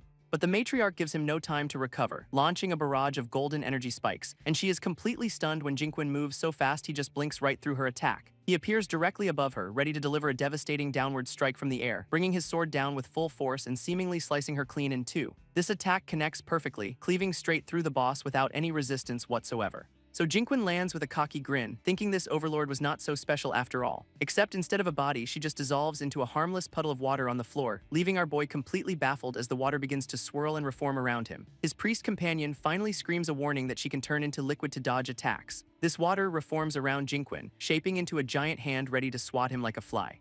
So he realizes his only shot is to catch her off guard and dive ease right through the watery mass, finally piecing it together that she must have split herself just before his sword connected, leaving him basically swimming through the boss, which is definitely a new experience for him. And instead of panicking, our boy is actually getting a massive kick out of the challenge. But his fun is cut short when the matriarch traps him inside a crushing vortex of water, which immediately makes him regret his overconfidence as the pressure starts to build, and the water begins to constrict around him, putting him in a seriously tight spot, forcing a pained grunt out of him as the immense force threatens to overwhelm him. But instead of breaking, he unleashes a massive shockwave of his own power from the inside. That water prison immediately shatters as Jinquin blasts his way out with pure force, which only seems to annoy the matriarch as she starts to reform from the puddle, smugly declaring that he cannot possibly escape from her grasp. And to prove her point, she summons an entire army of her spiderling children, leaving Jinquin to face down a literal tidal wave of monsters. With a single command, she sends the whole swarm charging right at him, and the horde immediately descends on our boy with overwhelming numbers, completely burying him under a mountain of angry, skittering legs.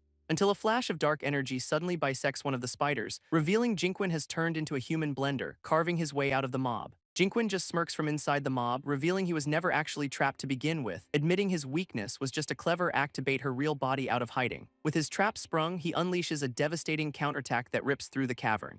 And the matriarch finally realizes she has been played, with absolutely no time to escape, as his blade connects perfectly, slicing her clean through before she can even react. She can only scream in disbelief as the overwhelming power completely consumes her, getting vaporized in a massive explosion of green energy that marks the end of the fight. His priest companion is left speechless, realizing Jinquin just played the overlord like a fiddle.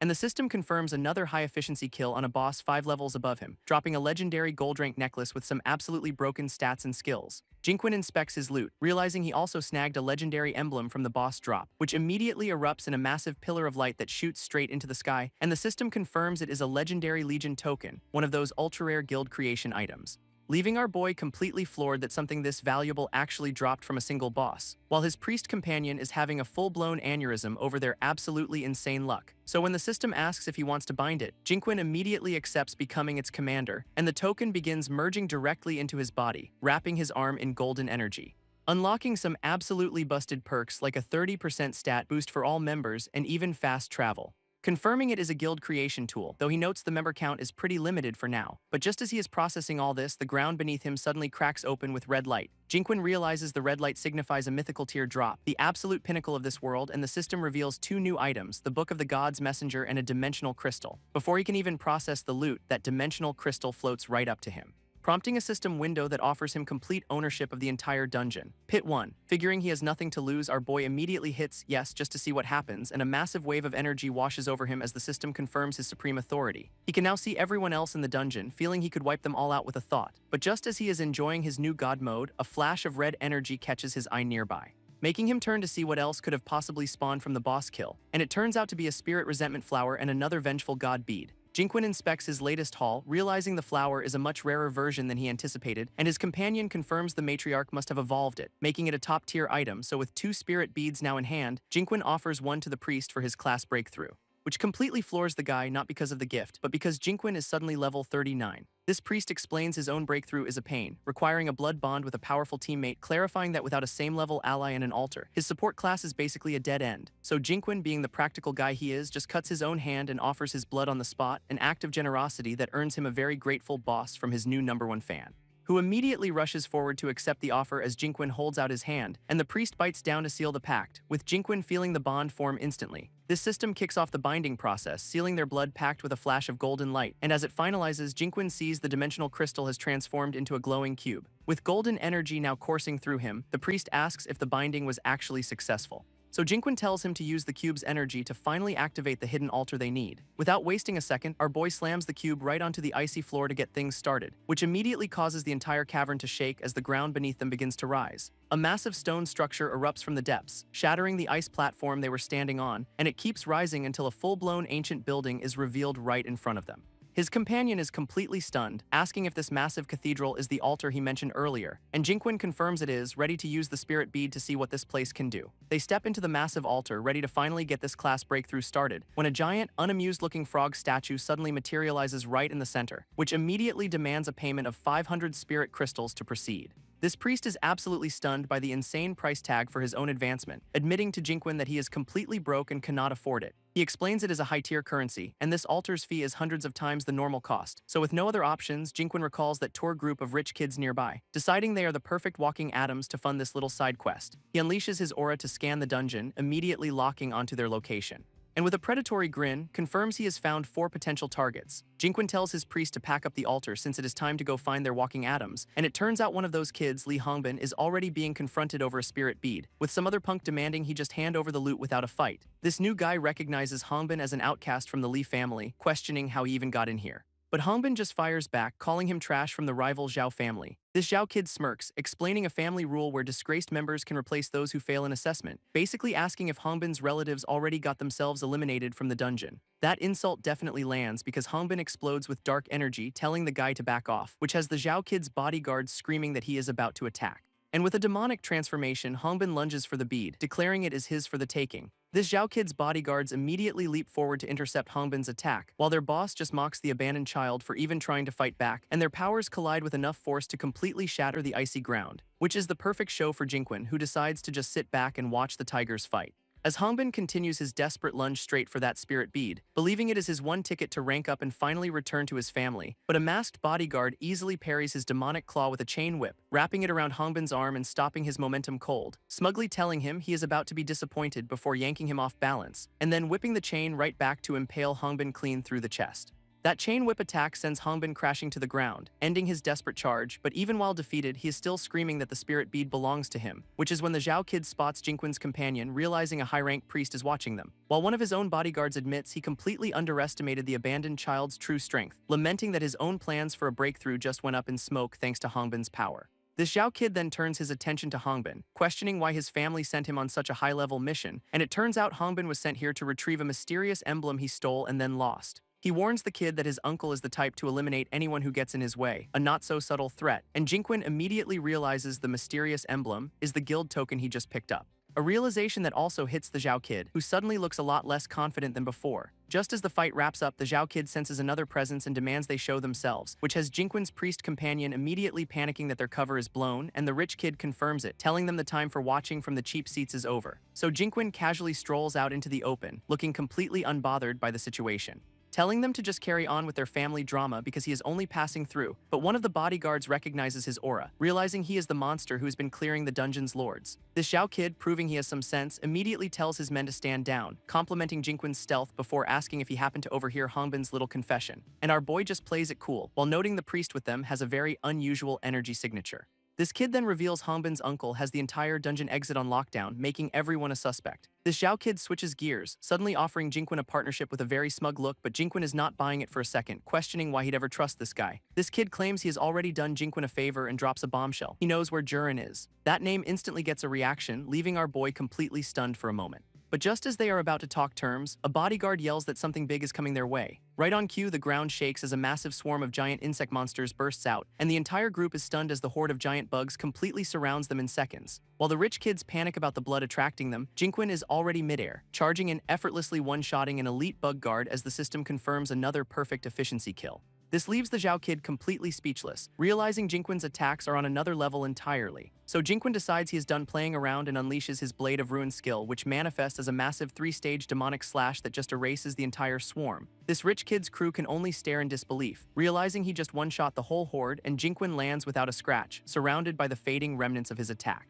Instead of being scared, the Zhao kid starts slow clapping, genuinely impressed by the show, immediately pivoting back to his partnership offer, promising spirit crystals and info on Jurin. Jinquin's interest is piqued, so the kid offers enough crystals for both him and the priest to rank up, and Jinquin accepts the deal on the spot, but with one very specific condition of his own. He wants the kid's bodyguard to teach his priest companion a few moves like that mind net skill. An act of pure broship that has the priest looking at him like he just found his new hero. This bodyguard agrees to the training, telling the priest to find him after they escape the dungeon, and the Zhao kid, impressed by their bond, snaps his fingers to make good on his promise, instantly summoning a massive pile of 500 spirit crystals, enough for both of them to rank up. Our priest is completely stunned, realizing this kid is so rich he even has spatial equipment. So with the deal sealed, Jinkwon immediately gets back to business, demanding info on Jurin. This kid explains Jurin is a close friend who was poisoned, causing his class to regress, which prompts Jinkwon to ask the one question that matters: did he enter the abyss? He confirms Jurin went his own way, asking if Jinkwon plans on trying to catch up, but Jinkwon clarifies he needs to know if Jurin found a cure for class regression, a vital issue for the Zhao family.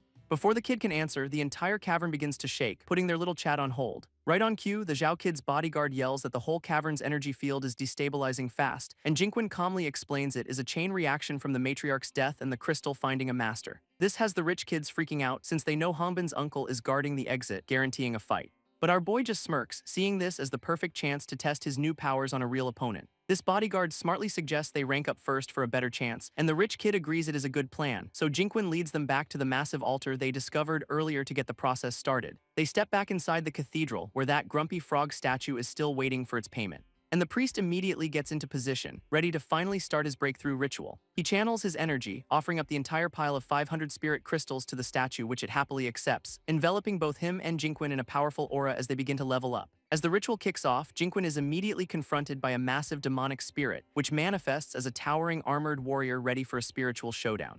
Meanwhile, the priest's own trial involves facing down a giant, holy-looking spider monster, but Jinkwon is completely unfazed, dismissing his opponent as just a weak remnant thought. He proves it by effortlessly one-shotting the entire spiritual entity with a single slash, absorbing all of its dark energy into himself like a power-up smoothie. With the trial over in seconds, he just floats there, calmly completing his advancement. This system confirms it. He is officially a rank 4 demon swordsman at level 40. At the same time, his priest companion also successfully levels up, becoming a rank 4 radiant priest. Unfortunately for them, that massive power surge just alerted Hanbin's uncle waiting right outside the dungeon exit. Hanbin's uncle immediately feels the power surge, realizing this is no ordinary rank 4 they are dealing with. And back inside, Jinkwon's potential is proving even more terrifying than the Zhao kid ever imagined. Meanwhile, the priest's own advancement trial was a flashy display of holy power, culminating in a massive burst of energy that solidified his new rank. He is absolutely thrilled to hit rank 4, celebrating his drastically improved healing and support skills, but the bodyguard cuts the party short, congratulating them before getting right back to business, reminding them it is time to go meet the eldest young master of the Li family waiting outside. Jinkwon is more than ready for a fight, grinning that it would be rude to keep their host waiting, so the group makes their way to a train, which the Zhao kid explains is their ticket out of here. He clarifies that Hanbin's uncle is definitely guarding the exit, so everyone needs to be ready for a fight. On the train out, the Zhao kid's bodyguard asks Jinkwon why it is only their small group here, while his female companion just crosses her arms, clearly unimpressed with the whole situation. This rich kid himself just tells them to get going, since no one else is coming along for the ride, which is fine by Jinkwon and his priest, who are just kicking back and enjoying the free transport. With that, the train finally departs, speeding away from the dungeon and its drama, cutting to a totally different scene where Hanbin's uncle is waiting in his office for someone. He figures the kid he is expecting is not coming back, having not heard anything yet, but right on cue, his door bursts open and some poor kid on the floor gets drenched. This uncle is completely shocked, recognizing the intimidating newcomer as young Master Fang, who casually takes a drag from his cigarette before demanding he hand over the goods. Hanbin's uncle plays dumb, asking what stuff this new young Master Fang is even talking about. So Fang explains he had a rank 4 mage digging for something, who instead found a mechanical repair shop and lays out the accusation. Only the uncle was qualified to take the item from that shop, but the uncle denies everything, insisting he was only there for a flower and knows nothing about an emblem. Not buying it for a second, Fang just throws down a photo as some kind of proof, cutting to the chase and demanding he hand over the emblem right now. But a mysterious hooded figure suddenly appears, launching a surprise attack from behind, and the uncle looks genuinely shocked, proving this ambush was not part of his plan. That sneak attack connects hard, sending Fang flying right into the wall, leaving his companion to watch in horror as her boss gets taken down in an instant. This hooded figure's ambush connects hard, sending Fang flying across the room in a single hit. And as that fight gets interrupted, the scene cuts to Jinkwon's train bursting out of a portal, finally making its grand escape from the collapsing dungeon and back into the real world. But waiting for them on the platform is a whole welcome party led by a guy they call Young Master Li, who just stands there looking incredibly serious as the train pulls right up to him. With the train stopped, it is clear the confrontation they were expecting is about to happen, just with a different person. Jinkwon and the others step out, and the Zhao kid's bodyguard immediately recognizes the man in charge. He wonders aloud why the third young Master Li of all people would be waiting for them here, and Li is completely shocked, demanding to know how they got out since the dimension is not even open yet. Jinkwon just smirks, casually explaining he has his own special ways of getting around. This Li kid cuts right to the chase, demanding they hand over all their spatial equipment, which has the Zhao kid's bodyguard powering up, telling him he is not worthy of robbing them, but Li just scoffs and orders his goons to attack anyway, only for Jinkwon to blitz past everyone before they can even blink, effortlessly scattering the entire welcome party with a single devastating rush, leaving Li absolutely furious that some slave from the lower city is showing him up, while Jinkwon lands with a ground-shattering stomp, clearly just getting started.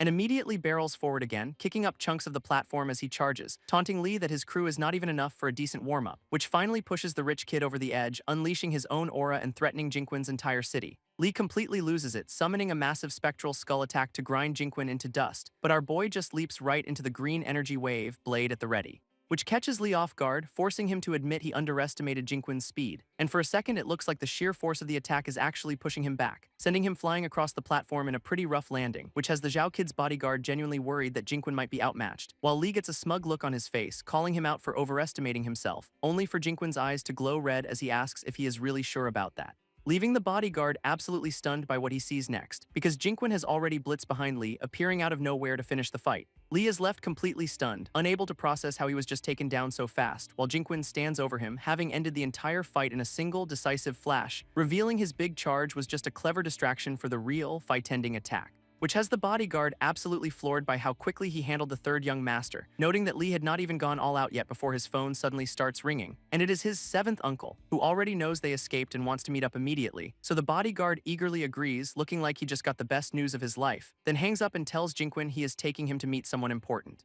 Revealing their destination is a meeting with his boss, the young Master Zhao himself, and with that settled, the scene shifts as they head off to meet the real shot caller. This bodyguard wastes no time, arriving at a private estate to report to his seventh uncle, and a man with a pretty serious scar peeks out, clearly the guy he just called, who seems relieved to see him, immediately welcoming his nephew and the whole crew inside. But as Jinquin and the priest follow them in, the uncle gets his first real look at them, and his friendly demeanor instantly vanishes, replaced by a look of pure shock, though he still ushers them into a private room, trying to keep his composure, where the bodyguard gets straight to the point, reporting that Zhu Jiangxing died in the dungeon, which has the uncle demanding answers, learning he was apparently set up by someone named Jialinger. And while the uncle frets about political chaos, the bodyguard relays a direct order from their boss, telling him to master all 6 skills before adding that there is one more thing. This uncle immediately zeroes in on Jinquin, asking how he ended up with their crew, which has the bodyguard wondering if his 7th uncle actually recognizes our boy, and the uncle drops a bombshell. He does not know Jinquin, but he knew his father from the Diwu family, correctly identifying him as Diwu Jinquin, the eldest son of a man he thought was long gone. He is completely baffled since all his intel said Jinquin was a talentless nobody who could not awaken, so Jinquin just coolly explains that a mysterious figure named Jurin helped him out, and hearing that name makes everything click for the uncle, who now understands how he got so strong. But the bodyguard cuts in, asking for a casual loan of 200,000 spirit crystals from his uncle's legion. And the uncle, looking a little stressed by the request, just waves his hand and tells his men to bring it, prompting 2 guys to haul in a massive case, ready to hand over the goods. With business settled, the uncle slides over 2 spatial rings, each loaded with 100,000 crystals, and Jinquin's priest is absolutely floored by the casual generosity of their new business partners, while the bodyguard pays off a different guy in a blue cloak for his help in the dungeon. But when the guy says he is heading to a guard post, the uncle reveals it was destroyed yesterday, prompting the cloaked man to anxiously ask if they saw a certain ordinary girl there. This uncle confirms she was indeed there, but unfortunately got taken away by someone named Fang Huai, and after learning the girl saved his life, the bodyguard casually offers to get her back with a phone call. This cloaked man is overjoyed, immediately taking him up on the incredibly simple offer. As the scene cuts to a fancy high-rise where some rich kid is relaxing in a bath, and his attendant reports that the very same girl he brought back has finally woken up. Back at his penthouse, Fang Huai grills the girl he captured, asking what her brother gave her before he died, and shows her a replica of the purple emblem he has been searching for this whole time. She just stays silent, which is clearly not the answer he was hoping to hear. So he loses his temper and slams his fist down, demanding she watch her mouth. This poor girl gets knocked back by the sudden outburst, completely terrified by the situation, and she looks up at him with tears in her eyes, but before he can continue his little tantrum, his phone lights up with a text from the bodyguard's crew offering a trade for her. This offer is a sand heart flower, which makes Fang Huai jump out of the bath in total shock, because apparently that flower is a big enough deal to completely change his priorities, so he grabs the girl and tells her she is coming with him to make the exchange. Just as promised, the bodyguard's men are waiting outside to make the big exchange, and when Fang Huai arrives, he immediately confirms they are working for the Zhao family, so the bodyguard's man gets straight to business, offering the flower for the girl.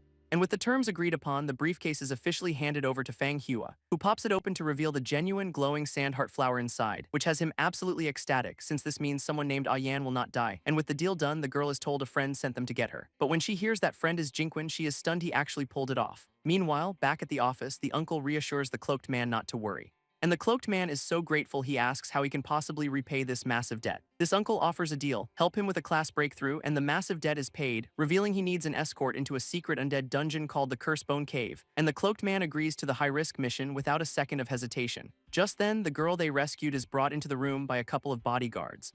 and she immediately recognizes the cloaked man, shouting out his name, Jinquin. Overcome with emotion, she runs toward him as he opens his arms to greet her, crashing right into his chest while sobbing with pure relief and gratitude, and Jinquin just comforts her, promising she can stay by his side from now on. He then tells her he has a gift, pulling out a shiny golden coin, which has the uncle absolutely bugging out, recognizing it as a legendary emblem. Jinquin hands the girl the legendary emblem, telling her it is a gift, and the moment she touches it, a massive wave of power surges through her body as the emblem's energy erupts, lifting her into the air to begin her awakening, which has the uncle and his crew completely stunned by the sudden power-up. A system window confirms it. She is now a legendary heavy artillery controller, a class with some absolutely broken skills like weapon master and ultimate firepower enhancement. This girl can hardly believe it herself, shocked that she actually pulled a legendary class, and after the uncle congratulates her, she gives Jinquin a heartfelt thank you for changing her life. Jinquin immediately tells the uncle he is bringing her along on their dungeon dive, and the uncle agrees, admitting a legendary ranker is more than qualified for the job. Jinquin gives the newly awakened girl a quick lecture, warning her to keep her powerful emotions in check. And with that settled, he announces it is time for the whole crew to head out to the Cursebone Cave. But the uncle cuts in, ordering his men to get everyone suited up in proper battle gear first. So a few moments later, the entire party is getting kitted out in some fresh tactical uniforms, looking a lot more prepared for a high-level dungeon dive in their matching combat suits. Then they pop open a case full of goodies, revealing an entire arsenal of firearms and blades, which are apparently just basic Tier 1 weapons, but the girl is told to bind them with her ability, so she reaches out, activating her new legendary heavy artillery controller class, causing the weapons to glow and float towards her as she absorbs them with her power, leaving her completely stunned that the guns now feel like a literal extension of her own body. With the whole crew suited up, the uncle tells everyone to pile into his armored truck, explaining they're taking his crouching tiger since it is way safer than a public teleporter, and he boasts that this beast can tank hits from most monsters, assuming you can afford it, so with the plan set, he floors it and they speed off towards the dungeon zone. Their road trip takes them to the edge of a desert wasteland called the Les Peak Forest, where the uncle pulls out a map, showing the Cursebone Cave is 30 kilometers ahead. He briefs the team, noting this is an outer area with weak monsters, perfect for a warm-up, so Jinquin tells the newly awakened girl to coordinate with the priest during the mission. But just as they are about to head out, the ground starts rumbling as something bursts from the sand, and the uncle immediately shouts a warning that they have already got company. A level 8 sand mist worm immediately bursts from the ground, kicking off their little warm-up. And the newly awakened girl instantly volunteers, taking aim with her newly acquired sniper rifle, while Jinquin gives her a quick lesson, pointing out the monster's weak spot on its head carapace, so she lines up the shot, taking a deep breath before pulling the trigger and lands a perfect one-shot kill, even getting a system notification for punching above her weight class. Jinquin praises the clean hit, telling her to keep that rhythm as a whole swarm of worms appears. So he continues coaching her on the fly, telling her to lead her targets as she starts picking them off, which proves so effective that the remaining monsters just turn tail and flee for their lives. But just as the team starts to relax, Jinquin senses that something is definitely not right, because the grunts were just an appetizer for the real boss, a level 12 sand mist worm king. This rest of the crew immediately panics as the massive boss monster bursts from the sand, and it wastes no time spitting a nasty-looking acid beam right at them, forcing everyone to dive out of the way just as it scorches the ground. So Jinquin starts calling out tactics, telling the girl to aim for the weak spots at its joints, ordering her to use her ultimate firepower enhancement skill for a massive damage boost. So she activates the ability and leaps into the air, ready to line up the perfect shot, landing a direct hit that makes the giant worm king screech in absolute agony. And the shot clearly did some serious damage, leaving the monster stunned for a moment, which gives her the opening to start unloading round after round into its armored hide, while Jinquin yells for her to keep firing and not give the boss a single second to recover. This system confirms the kill, rocketing her straight to level 5 for taking down a boss solo, and she is absolutely thrilled with her first major win as a newly awakened hunter. Jinquin gives her some pro-gamer advice, telling her to remember that calm, precise feeling, so the uncle suggests they use the remaining time for a good old-fashioned power leveling session. They head deeper into a forest zone, immediately getting swarmed by a horde of insectoid monsters, which gives the new girl plenty of moving targets to practice her sharpshooting skills on, and after wiping out a huge mob, she gets another massive XP boost, hitting level 10. Officially advancing to Tier 1 and earning a big congratulations from the priest. After clearing the mobs, the whole crew takes a moment on a cliff to enjoy the view, but they have already been spotted by some local thugs who see a group of rich kids ripe for the picking. This bandit leader scoffs at the party, writing them off as a bunch of Tier 1 rookies, but he clocks their clean gear and immediately assumes they are rich kids loaded with loot. Meanwhile, the uncle calls for a break, announcing he has prepared a meal for the whole team and even gets a campfire going, promising them all the grilled meat they can handle.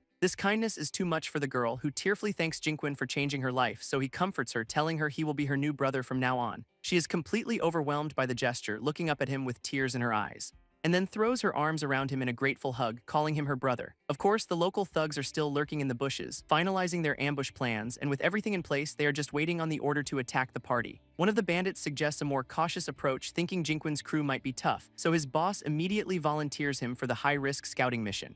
a job the guy clearly does not want, but he is ordered to take a few men and test the waters. When he tries to argue, his boss just smacks him and tells him to get a move on, and the sound of the scuffle immediately catches the girl's attention from across the clearing. She wonders what the noise was just as the bandits finally charge out of the bushes, which has the uncle's bodyguards instantly on alert as they prepare for the ambush. This poor sap who got volunteered leads the charge, screaming as he rushes forward, bringing his sword down hard on the nearest bodyguard, aiming for a quick kill, but the guard just casually catches the blade with his bare hand, leaving the bandit stunned. This bodyguard effortlessly stops the bandit's blade with his bare hand, not even breaking a sweat, and with a single powerful strike, he sends the entire squad of thugs flying backwards, which has the bandit leader completely stunned that a couple of random guards are this strong. His underling immediately suggests they cancel the operation, but the boss refuses to back down, deciding if he cannot win a fair fight, he will just have to resort to some dirty tricks. His new plan involves targeting the newly awakened girl while the party is distracted. Back at the camp, the girl looks over the defeated bandits, wondering what all the commotion was. And the uncle is absolutely furious that some local sand bandits dared to target his crew. Jinquin, completely unfazed by the interruption, just asks when they are heading into the dungeon, but the uncle explains the entrance to the secret realm only appears at night, so they have to wait. As night finally settles in, a flaming arrow suddenly streaks through the sky right towards their camp, completely unnoticed by Jinquin, who tells the girl he will take first watch so she can rest up.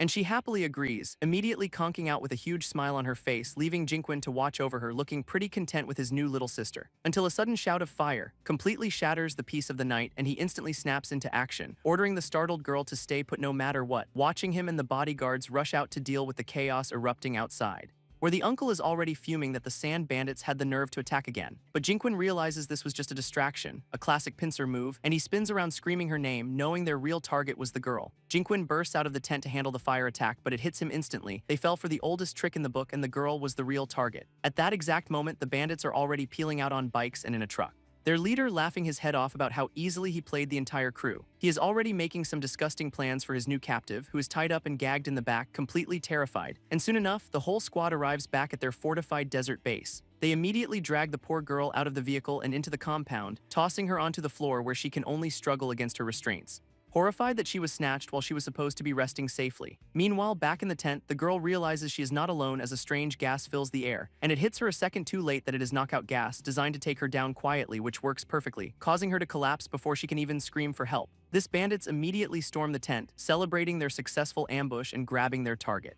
Back at their base, the leader looms over her with a disgusting grin, revealing his awful intentions, telling her to just obey him and save herself from a whole lot of unnecessary trouble. But his villain monologue is cut short by a swift kick that sends him flying across the room, leaving him stumbling backwards, completely blindsided by the sudden, brutal interruption. He clutches his stomach in agony, absolutely shocked that anyone managed to find them this fast. And it is Jinquin who is already checking on the girl while the bandit leader rages about being attacked. This furious bandit leader orders his men to teach the girl a lesson while Jinquin is distracted, and one of his goons eagerly charges forward, completely ignoring the guy who just kicked his boss. Unfortunately for them, she summons two massive guns out of thin air, despite being tied up, unleashing a storm of bullets while flipping through the air, still completely bound and gagged, and giving them a look of pure, unadulterated chaos as she unloads on the entire room. Her wild barrage sends the bandits diving for cover, totally unprepared for this level of resistance, leaving the leader stunned that she can use her skills while restrained, calling her gutsy for fighting back. Meanwhile, the uncle's crew is already tracking them down, easily finding the bandits' tire tracks, and a scout confirms they are close, pointing out that the kidnappers are just up ahead.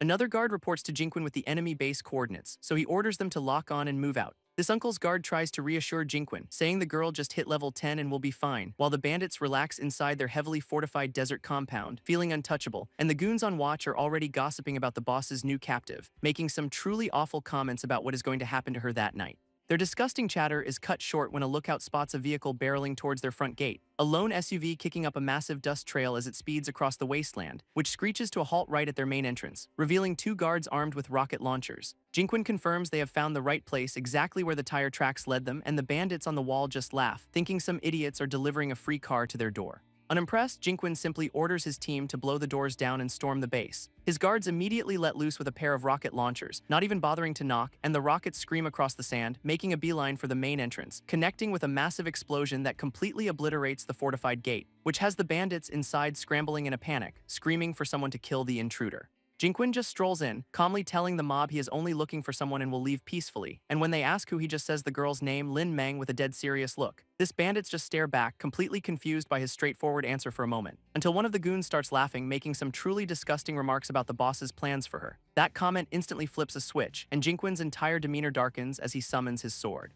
But the idiot just doubles down, mockingly repeating himself, completely unaware he just signed his own death warrant. This bandit's face drains of all color as he realizes he just made a fatal mistake, because in a flash, Jinquin moves so fast he is a blur, taking the guy out instantly, which sends the rest of the goons into a blind rage as they charge forward to avenge their fallen friend. Meanwhile, the uncle's guard just leans back against the SUV, completely unbothered by the whole scene. Jinquin effortlessly weaves through their clumsy attacks, not even bothering to block, before unleashing a massive whirlwind slash that engulfs the entire mob, and in a single devastating move he completely neutralizes the entire attack force. This few bandits left standing can only stare in horror, wondering what kind of monster they just provoked as Jinquin gives them a simple choice: surrender now or he will make them.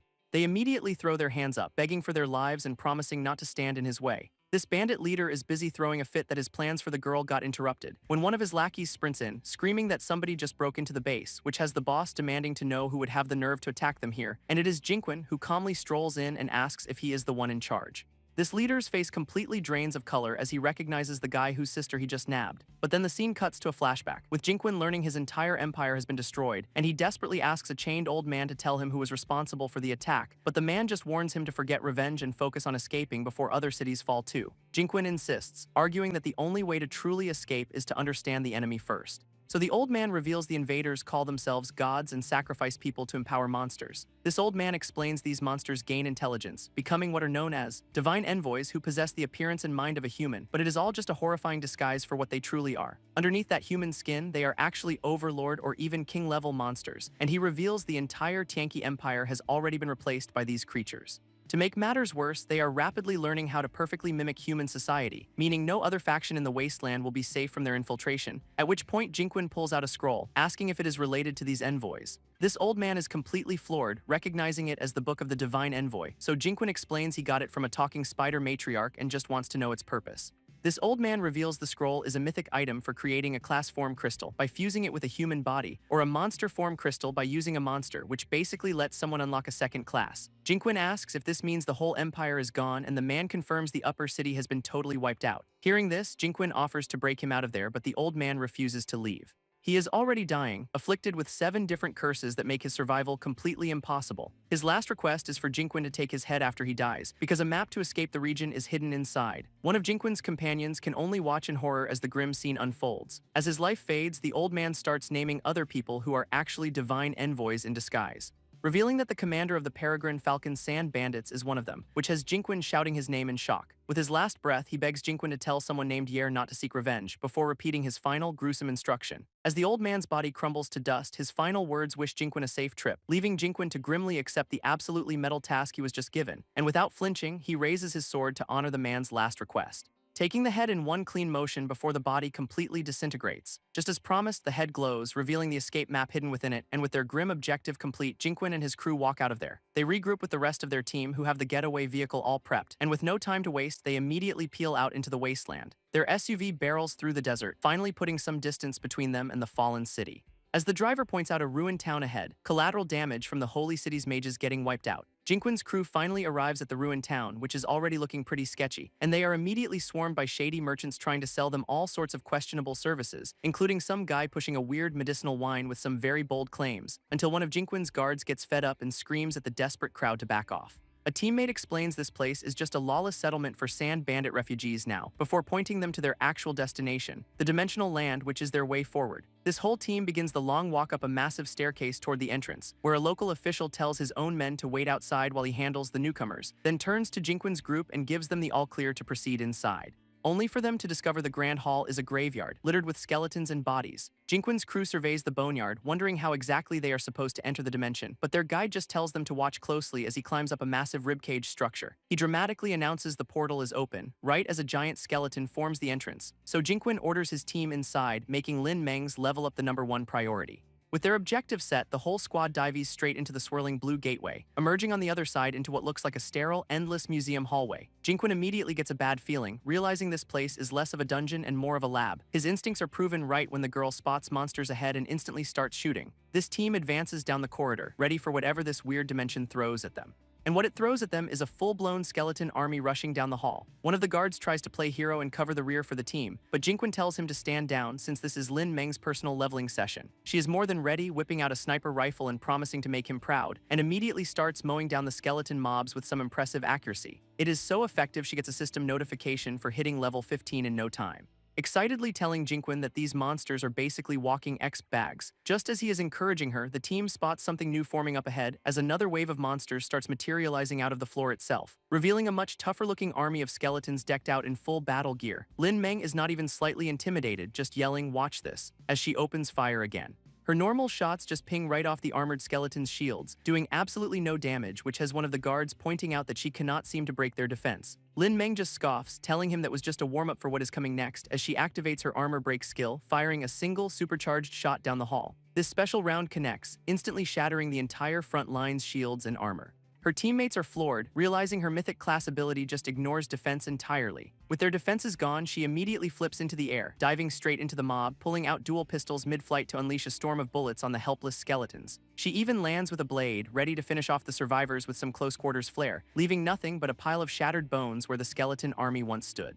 With the last of the skeletons shattered, she finishes her combo in style, proudly announcing she is done and has already hit level 20 in record time. Jinquin is genuinely impressed, admitting her leveling speed is way faster than his ever was, but their celebration is cut short when she spots something materializing right behind him, a massive flaming wolf monster that spawns in with a deafening roar. He immediately whips around, screaming for her to get back as he tries to shield her. But she is completely frozen in shock, staring down the new boss monster. This wolf moves instantly, swatting her away and sending her flying across the room, which was a spectacularly bad move because Jinquin's protective brother mode just went critical. He explodes with rage, lunging forward to personally dismantle the creature that dared to touch her. He goes absolutely berserk, lunging straight at the wolf that dared to touch his sister. And their clash creates a massive shockwave of pure force and fire, but the monster's raw power is too much, sending him flying backward from the impact as he is thrown across the hall, barely managing to absorb the devastating blow, which has Lin Meng screaming out in panic, asking if he is okay. Jinquin just digs his sword into the ground to stop his momentum, glaring at the beast with a new level of intensity, realizing this is no ordinary mob. So one of the guards decides to be a hero and rushes in to help right as mysterious black chains suddenly erupt and bind the massive wolf, confirming it is a lord-level boss that they will have to fight together. This guard holding the chains starts screaming at Jinquin to slash him, which is a totally normal battle strategy, explaining he is linked to the Wolf King and can transfer any damage he takes directly to it, so if Jinquin attacks him, the boss is the one that is actually going to feel it. And Jinquin, always down for a wild plan, agrees and says he will not be holding back. He immediately unleashes a massive glowing sword strike right at his own teammate, and the damage transfer works perfectly, making the wolf monster howl in absolute agony, as the attack erupts in a huge explosion that completely vaporizes the boss in one shot. With the monster gone, all that is left behind are a couple of glowing loot drops, prompting Jinquin to compliment the guard, Zhao Liubai, on his incredibly useful skill, and he tosses him the loot but warns him not to celebrate since this dungeon has only just begun. Still feeling himself after that last fight, Zhao Liubai confidently tells everyone to follow him, pointing to a grand set of doors that he claims is the only way to clear the stage. Without waiting for a signal, he shoves the heavy doors open to lead the way. And he and another guard immediately rush through the doorway, eager to get this over with. But Jinquin and the others barely have time to react before things go sideways, as a massive cage slams down from the ceiling, trapping the two overeager guards inside. Lin Meng screams out for them while the rest of the team can only watch in shock, but Zhao Liubai immediately yells for them to stay back, knowing it is a trap. This cage then erupts in flames, and his companion starts taking heavy damage from the heat, engulfing the entire structure in a fiery vortex that spells certain doom for those inside. With his companion getting roasted, one of the guards tries to smash the cage, but the bars will not even scratch. So Zhao Liubai, still feeling himself after the last fight, steps up to show him how it is done, unleashing a massive sword strike right into the burning metal trap, which actually connects with enough force to start shearing right through the bars, slicing a clean opening and letting the two trapped guards scramble out of the fire, leaving his buddy completely stunned that brute force somehow worked for once. Jinquin immediately orders everyone to move, getting a bad feeling that they are being watched, but just as they regroup, the eerie sound of a piano starts echoing through the hall, putting Jinquin on high alert as he realizes that trap was just the opening act, and at the far end of the room, a skeletal figure at a grand piano welcomes them. This skeletal pianist, a level 39 domain lord, smugly welcomes them as the 67th batch of music appreciators, which immediately raises the question of what happened to the other 66 groups, and the warden casually stands up to explain that they were not qualified listeners, so he just wiped them all out. A teammate confirms this is the Warden, and beating him is the only way to meet the Overlord, so he asks Jinquin if he is confident, who admits he actually enjoys taking down Lord-level bosses. Unfortunately for them, the Warden overhears this little bit of bravado, and with a smirk, he invites them to enjoy his performance before slamming his hands on the keys, which unleashes a massive attack, prompting Zhao Liubai to scream for Lin Meng to get behind him. As the entire team is forced to scatter while purple energy spikes erupt all around them, Zhao Liubai barely manages to block the Warden's relentless barrage of energy spikes, forcing another teammate to pull him back before he gets completely overwhelmed by the attack, right as a different guard activates her own skill, projecting a massive glowing axe sigil, and she screams that she will not let the skeletal pianist hurt any more of her friends. Which is the exact opening Jinquin needed to finally make his move through the chaos, effortlessly weaving through the storm of purple energy to close the distance. Much to the Warden's annoyance, who cannot believe someone would refuse to appreciate his music. But Jinquin could not care less, getting right in front of Lin Meng to shield her from the boss, declaring that anyone who dares to touch his sister is going to die, period. And the Warden just smirks, saying he is just like all the other rebels he has crushed before. This Warden whines about Jinquin's lack of artistic sense mid-fight, but Jinquin just yells back that he is the one being noisy, unleashing a furious combo that shreds right through the boss's defenses, which makes a teammate scream a warning that the Warden's about to self-destruct. And sure enough, a massive explosion of purple energy erupts from the piano, sending Jinquin stumbling back from the sheer force of the blast, which has Lin Meng screaming out for her brother in a total panic. But the Warden just stands there, starting another villain monologue about how he has seen it all before, confidently declaring that all rebels eventually meet their end at his hands, right before he gets absolutely blasted from the side by a surprise attack. Turns out Jinquin was not just bluffing, landing a clean strike on the monologuing Warden, who does not even get a final word in before getting completely taken apart by the attack. This boss drops some insane loot, including a gold rank skill that grants temporary invincibility, which Jinquin happily scoops up, amazed he actually scored a legendary skill from this fight. But his teammate points out the real prize, an Overlord ticket needed to clear the stage, and without a second thought, Zhao Liubai grabs the ticket and activates it instantly, causing a massive teleportation circle to erupt right under the entire team's feet. He confidently announces they are off to see the Overlord as they are all whisked away, only to land in a suspiciously serene field with a giant pink tree, filled with screams for help, revealing the beautiful scenery is actually a massive graveyard piled high with previous challengers. They land in the Overlord's chamber, where two other challengers are already getting wrecked by a massive snake boss, who is busy monologuing about how these two took a shortcut right into becoming his next meal, leaving the pair desperately looking for any chance to escape the unwinnable fight. This snake overlord just mocks them, saying they are not going anywhere until he has had his fill, and as it unleashes a massive energy attack, the two notice something new happening behind them, because Jinquin and his entire team just teleported right into the middle of the boss fight. This guards immediately realize their luck is awful, spawning directly in the Overlord's aggro range, but the other two guys see this as a golden opportunity for the newcomers to be a distraction, planning to use Jinquin's team as bait so they can finally make a run for it. Unfortunately, the Overlord does not care about their plans and just starts charging a massive beam attack. This Overlord's beam barrels straight toward the newly arrived team, prompting a desperate scream for everyone to get out of the way, and the two original challengers barely manage to dive clear of the blast, which erupts in a massive explosion right where they were standing, much to the snake's surprise, who actually seems annoyed they dodged it. Lin Meng, safe for now, immediately calls out to check on her brother's team, but Jinquin just yells for her to stay back, knowing she is no match for this thing. This Overlord, now in a humanoid snake form, dismisses them all as ants, and launches another attack on the two guys, mocking their arrogance for challenging him, sending one of them flying from the sheer force of the blow. This two original challengers regroup, realizing this Overlord's power is on another level entirely, and they decide their only shot is to team up and face it head-on. But the snake boss just scoffs at them, powering up with some seriously dark energy, and unleashes a massive swarm of demonic bats while mocking their attempt to fight a god. One of Jinquin's teammates immediately throws up a hexagonal shield to block the incoming wave, but the sheer force of the swarm shatters the barrier, sending the defenders flying back. Seeing an opportunity, Zhao Liubai tells Jinquin he will play support and create an opening, activating his chain ability once again to bind the Overlord from a distance. And he screams that the boss is trapped, giving Jinquin the perfect chance to attack, so our boy, now in his masked form, rushes in to land a decisive blow. Jinquin charges forward, unleashing a devastating sword strike on the bound Overlord, who just roars about them being mere mortals, completely unimpressed by the setup as the attack lands in a massive, screen-shaking explosion of power, which has the guards celebrating way too early, already asking if they won the fight. But when the smoke clears, the Overlord has completely vanished from sight, leaving Zhao Liubai to realize their target just pulled a disappearing act. Turns out the snake boss teleported right behind one of the other challengers, smugly monologuing about his divine power, prompting Zhao Liubai to scream a desperate warning for Jinquin to watch out, right as the Overlord unleashes a brutal whirlwind-style attack on our boy. And Jinquin gets blasted back, gritting his teeth from the force of the blow. But Jinquin just tanks the hit, activating a brand new skill called the Bone Sword Cannon, his hair turning white as he taps into his Slayer and Indomitable will abilities, which manifests a massive skeletal avatar that perfectly mirrors his every move. Lin Meng realizes those are the two legendary skills he just picked up from the last boss, leaving the Overlord completely stunned that someone not only survived but got a power-up. With his new abilities active, Jinquin raises his sword for a final decisive strike, unleashing a colossal beam of energy that tears right across the battlefield, and the Overlord can only scream in denial as the attack completely engulfs him. This strike is so powerful it literally carves a path of destruction through the entire stage, leaving the other challengers speechless as Jinquin gets a notification for a solo kill and a level up. With the Overlord completely erased, Jinquin lands back on the ground without a scratch, prompting his teammates to rush over, worried he might be hurt after that insane attack, but he just brushes them off, pointing out the boss dropped even more high-tier loot, which gets everyone hyped when they realize it is another legendary grade drop, revealing a pair of gloves with a nasty binding skill that can completely immobilize a target, and one of the guards immediately declares that Jinquin gets first dibs on everything, so his buddy tosses the new gear over without any argument, leaving Lin Meng absolutely thrilled that her brother scored such an amazing item, but Jinquin cuts the celebration short, reminding them they still need to escape this place.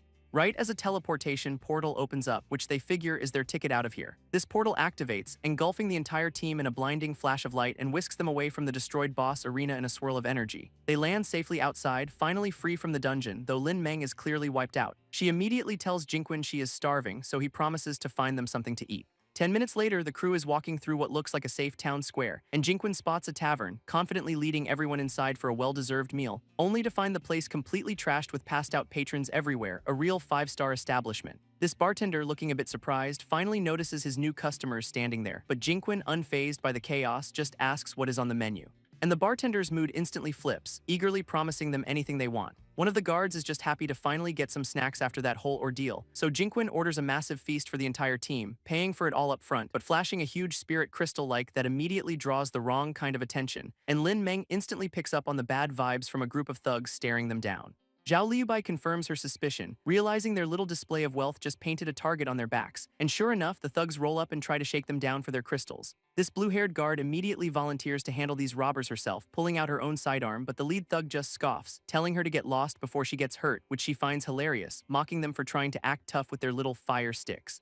And that insult is enough to make the guy absolutely lose it, pointing his weapon right at her. But before the thug can even react, the guard just kicks the weapon right out of his hand, flipping through the air while mocking them for being way too slow for this fight, and she immediately opens fire, proving she is not the one they should have messed with, which sends the entire group of thugs into a panic as they get completely overwhelmed, leaving her to land perfectly after single-handedly neutralizing the whole crew in seconds. Just then, a slow clap starts from the staircase, coming from a guy who is clearly impressed, and he compliments her on her extraordinary skills after that little performance, but she is not taking any chances, immediately aiming her weapon at him and demanding to know who he is, though he just plays it cool, telling her to relax and inviting the whole team upstairs for a drink. An offer that Jinquin and the others seem to be seriously considering from their table. This mysterious stranger leads them upstairs to a private room, politely inviting them inside for that drink. But the moment he opens the door, his friendly demeanor vanishes, replaced by pure shock, because his friend Akyang is sitting inside with a seriously unsettling look on his face. This host immediately panics, asking his buddy what is wrong and if he is completely wasted, which is Jinquin's cue to realize this is definitely a trap, warning his team to stay alert. Before anyone can react, Akyang gets slammed to the ground by some unseen force, as a monstrous tiger spirit erupts from his back, its eyes glowing with a menacing light. Their host can only stare in horror as his friend gets up, now surrounded by a dark aura, revealing Akyang has transformed into some kind of ghoul, complete with fangs and claws.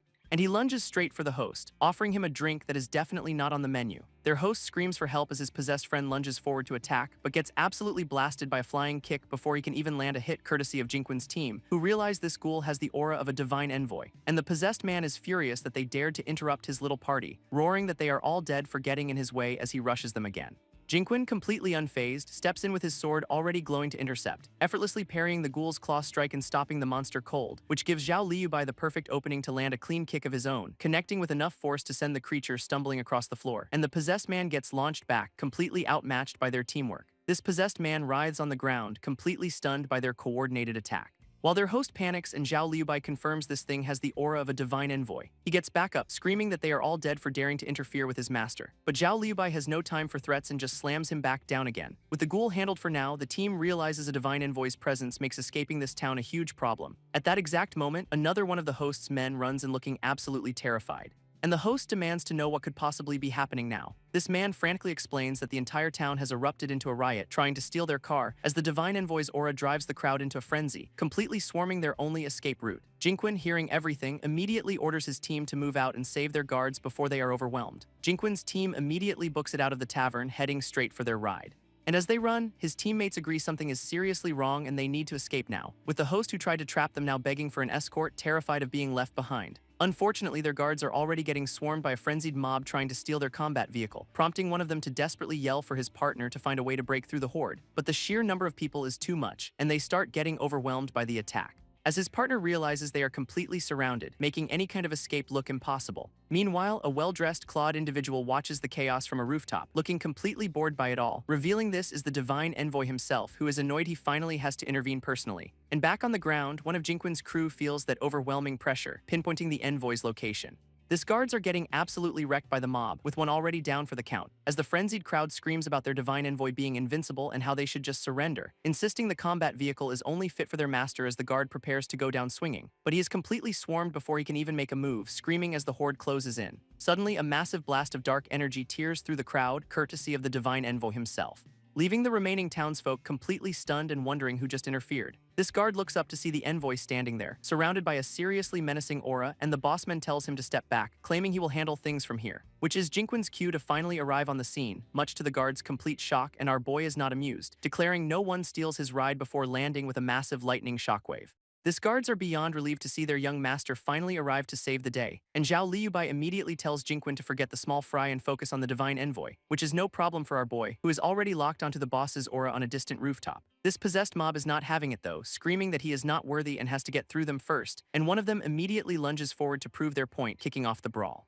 Up on the roof, the divine envoy is just glad someone interesting finally showed up, so he unleashes his power, deciding to see if Jinquin is actually worth his time, which sends a wave of dark energy through the crowd, juicing them up for the fight. Now fully empowered, the mob charges in, vowing to kill the team as a gift for their master, so Jinquin just tells Zhao Liubai to handle the grunts while he leaps over everyone to fight the envoy himself. Zhao Liubai dives into the mob with his chains, vowing to clear a path by taking every single one of them out, and his attack instantly shreds through the front lines, leaving the possessed townsfolk completely overwhelmed, which gives Jinquin the perfect opening to leap across the rooftops, heading straight for the divine envoy who is just chilling with a drink, thrilled that a strong opponent he can devour has finally arrived.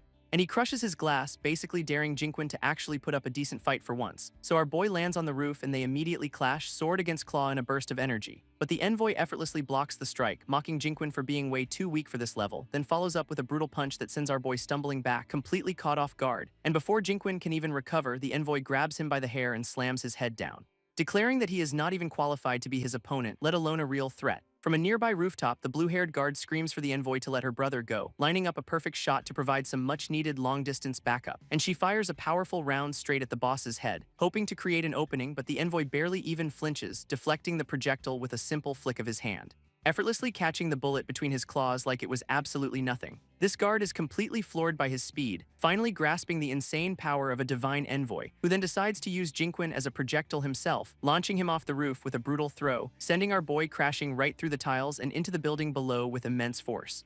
This envoy looks completely unimpressed, sighing that Jinquin was just another disappointment with no real challenge, leaving Jinquin buried in the wreckage, forced to admit the power gap is just way too big. His team can only watch in horror as the envoy chills on the rooftop, completely unfazed, while the guy who set the trap is absolutely losing it, realizing they are all dead meat now. Just then, Jinquin emerges from the rubble, telling Zhao Liubai he needs them to stall for time, admitting no one can beat this guy as they are, so he has got to risk a rank advancement. His crew is floored when he pulls out a Legion token, betting everything on this one move. He immediately channels his power, causing the token to erupt in a blinding flash of energy, which shoots a massive pillar of light into the sky as his team stands guard around him. Jinquin warns them to wait for his signal, since he is a sitting duck during the process. Up on the roof, the envoy is actually amused, deciding to wait for a more entertaining fight. So Jinquin gets to cover and finally initiates his advancement, hoping this gamble pays off. Jinquin dumps over 500,000 spirit crystals into the system, officially starting his rank up trial, and the system immediately summons the trial boss he has to defeat to level up. Turns out his opponent is a giant, grumpy-looking fire frog known as the Spirit of Advancement,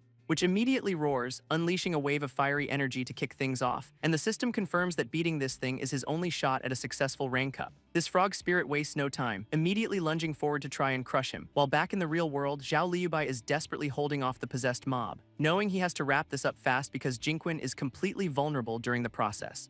Back in the trial, Jinquin dodges the attack and leaps right onto the frog's back, plunging his sword deep into its head as the creature lets out a furious roar. Up on the roof, the divine envoy is just kicking back on a throne, looking completely unbothered, which has Jinquin's team completely confused, wondering why the big boss suddenly called a timeout, and his sniper realizes the guy is just arrogantly waiting for Jinquin to finish his rank up for a better fight. At that exact moment, the sound of engines suddenly roars through the abandoned streets. As a whole biker gang rolls into town, their leader immediately sensing the envoy's powerful aura. This envoy on the roof definitely notices the new arrivals. His interest finally peaked for a moment, and he looks down, basically wondering if another batch of cannon fodder has shown up to die. Turns out this new crew is from the Flying Eagle Empire, here to gather intel on the divine envoys. So their leader's brilliant plan is to have his men test the envoy's combat power firsthand. Back on the other roof, Jinquin's team spots the bikers, wondering where these new players came from. Jinquin's sniper cannot believe her eyes, wondering if these new guys are completely insane, but the biker leader is hyped, ready to test the legendary power of a divine envoy himself. So he unleashes a massive energy blast from his arm cannon, aiming to make a big impression, which flies straight towards the envoy, who just watches it come with a bored expression. This envoy sighs that these guys have no self-awareness, casually raising a hand to intercept, and he catches the building-busting energy beam like it is a slow-pitch softball. This bikers are absolutely speechless, realizing their boss's ultimate attack was just caught bare-handed, and their leader starts sweating bullets, confirming this envoy is way beyond rank 2 power levels. With a smirk, the envoy crushes the energy blast and decides it is his turn to play, leaping off the roof to launch a devastating counterattack right back at them. This biker's crew scrambles to throw up a shield, trying to protect their boss from the incoming attack, but the envoy's counterstrike just rips right through their pathetic defense, sending the entire squad flying like bowling pins in a single, effortless sweep.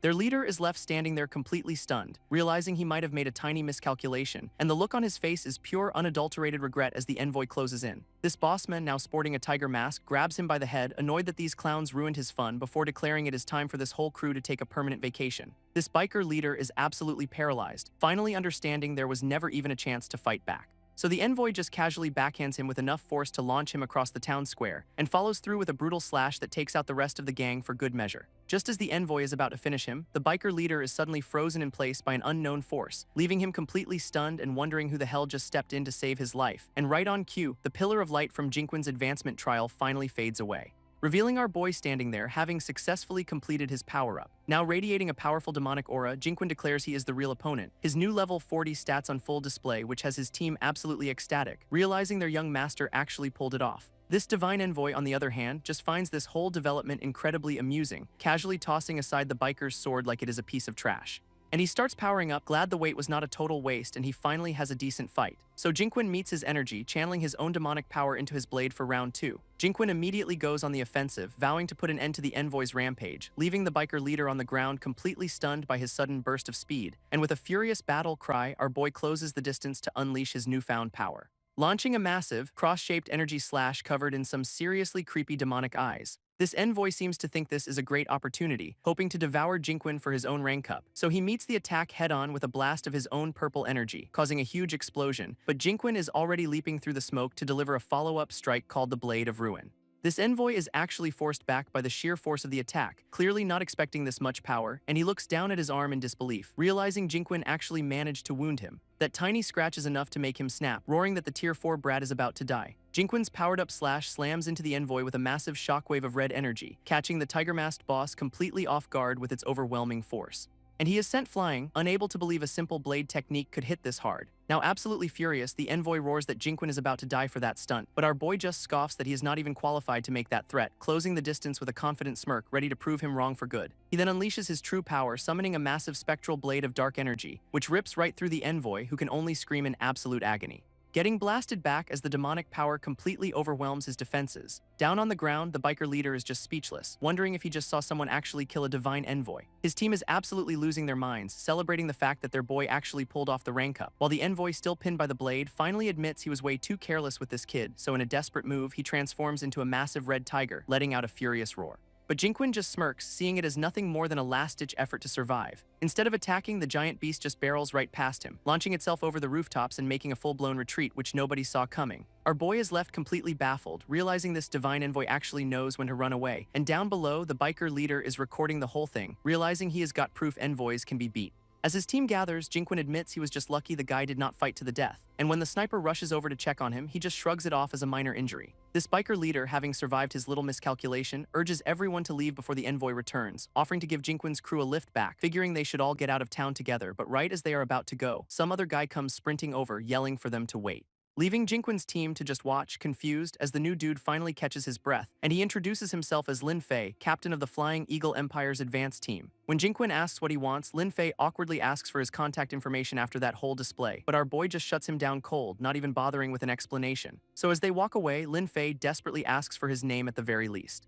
And Jinquin casually drops it over his shoulder without breaking his stride. His teammate cannot help but tease him about gaining a fanboy as they finally decide to head home. Back on the street, Lin Fei is frantically taking notes, making sure his superiors hear about Jinquin, while our boy and his crew are already hitting the road, leaving the whole mess behind them. Inside the car, Zhao Liubai asks what is next, knowing Jinquin is interested in exploring new dimensions.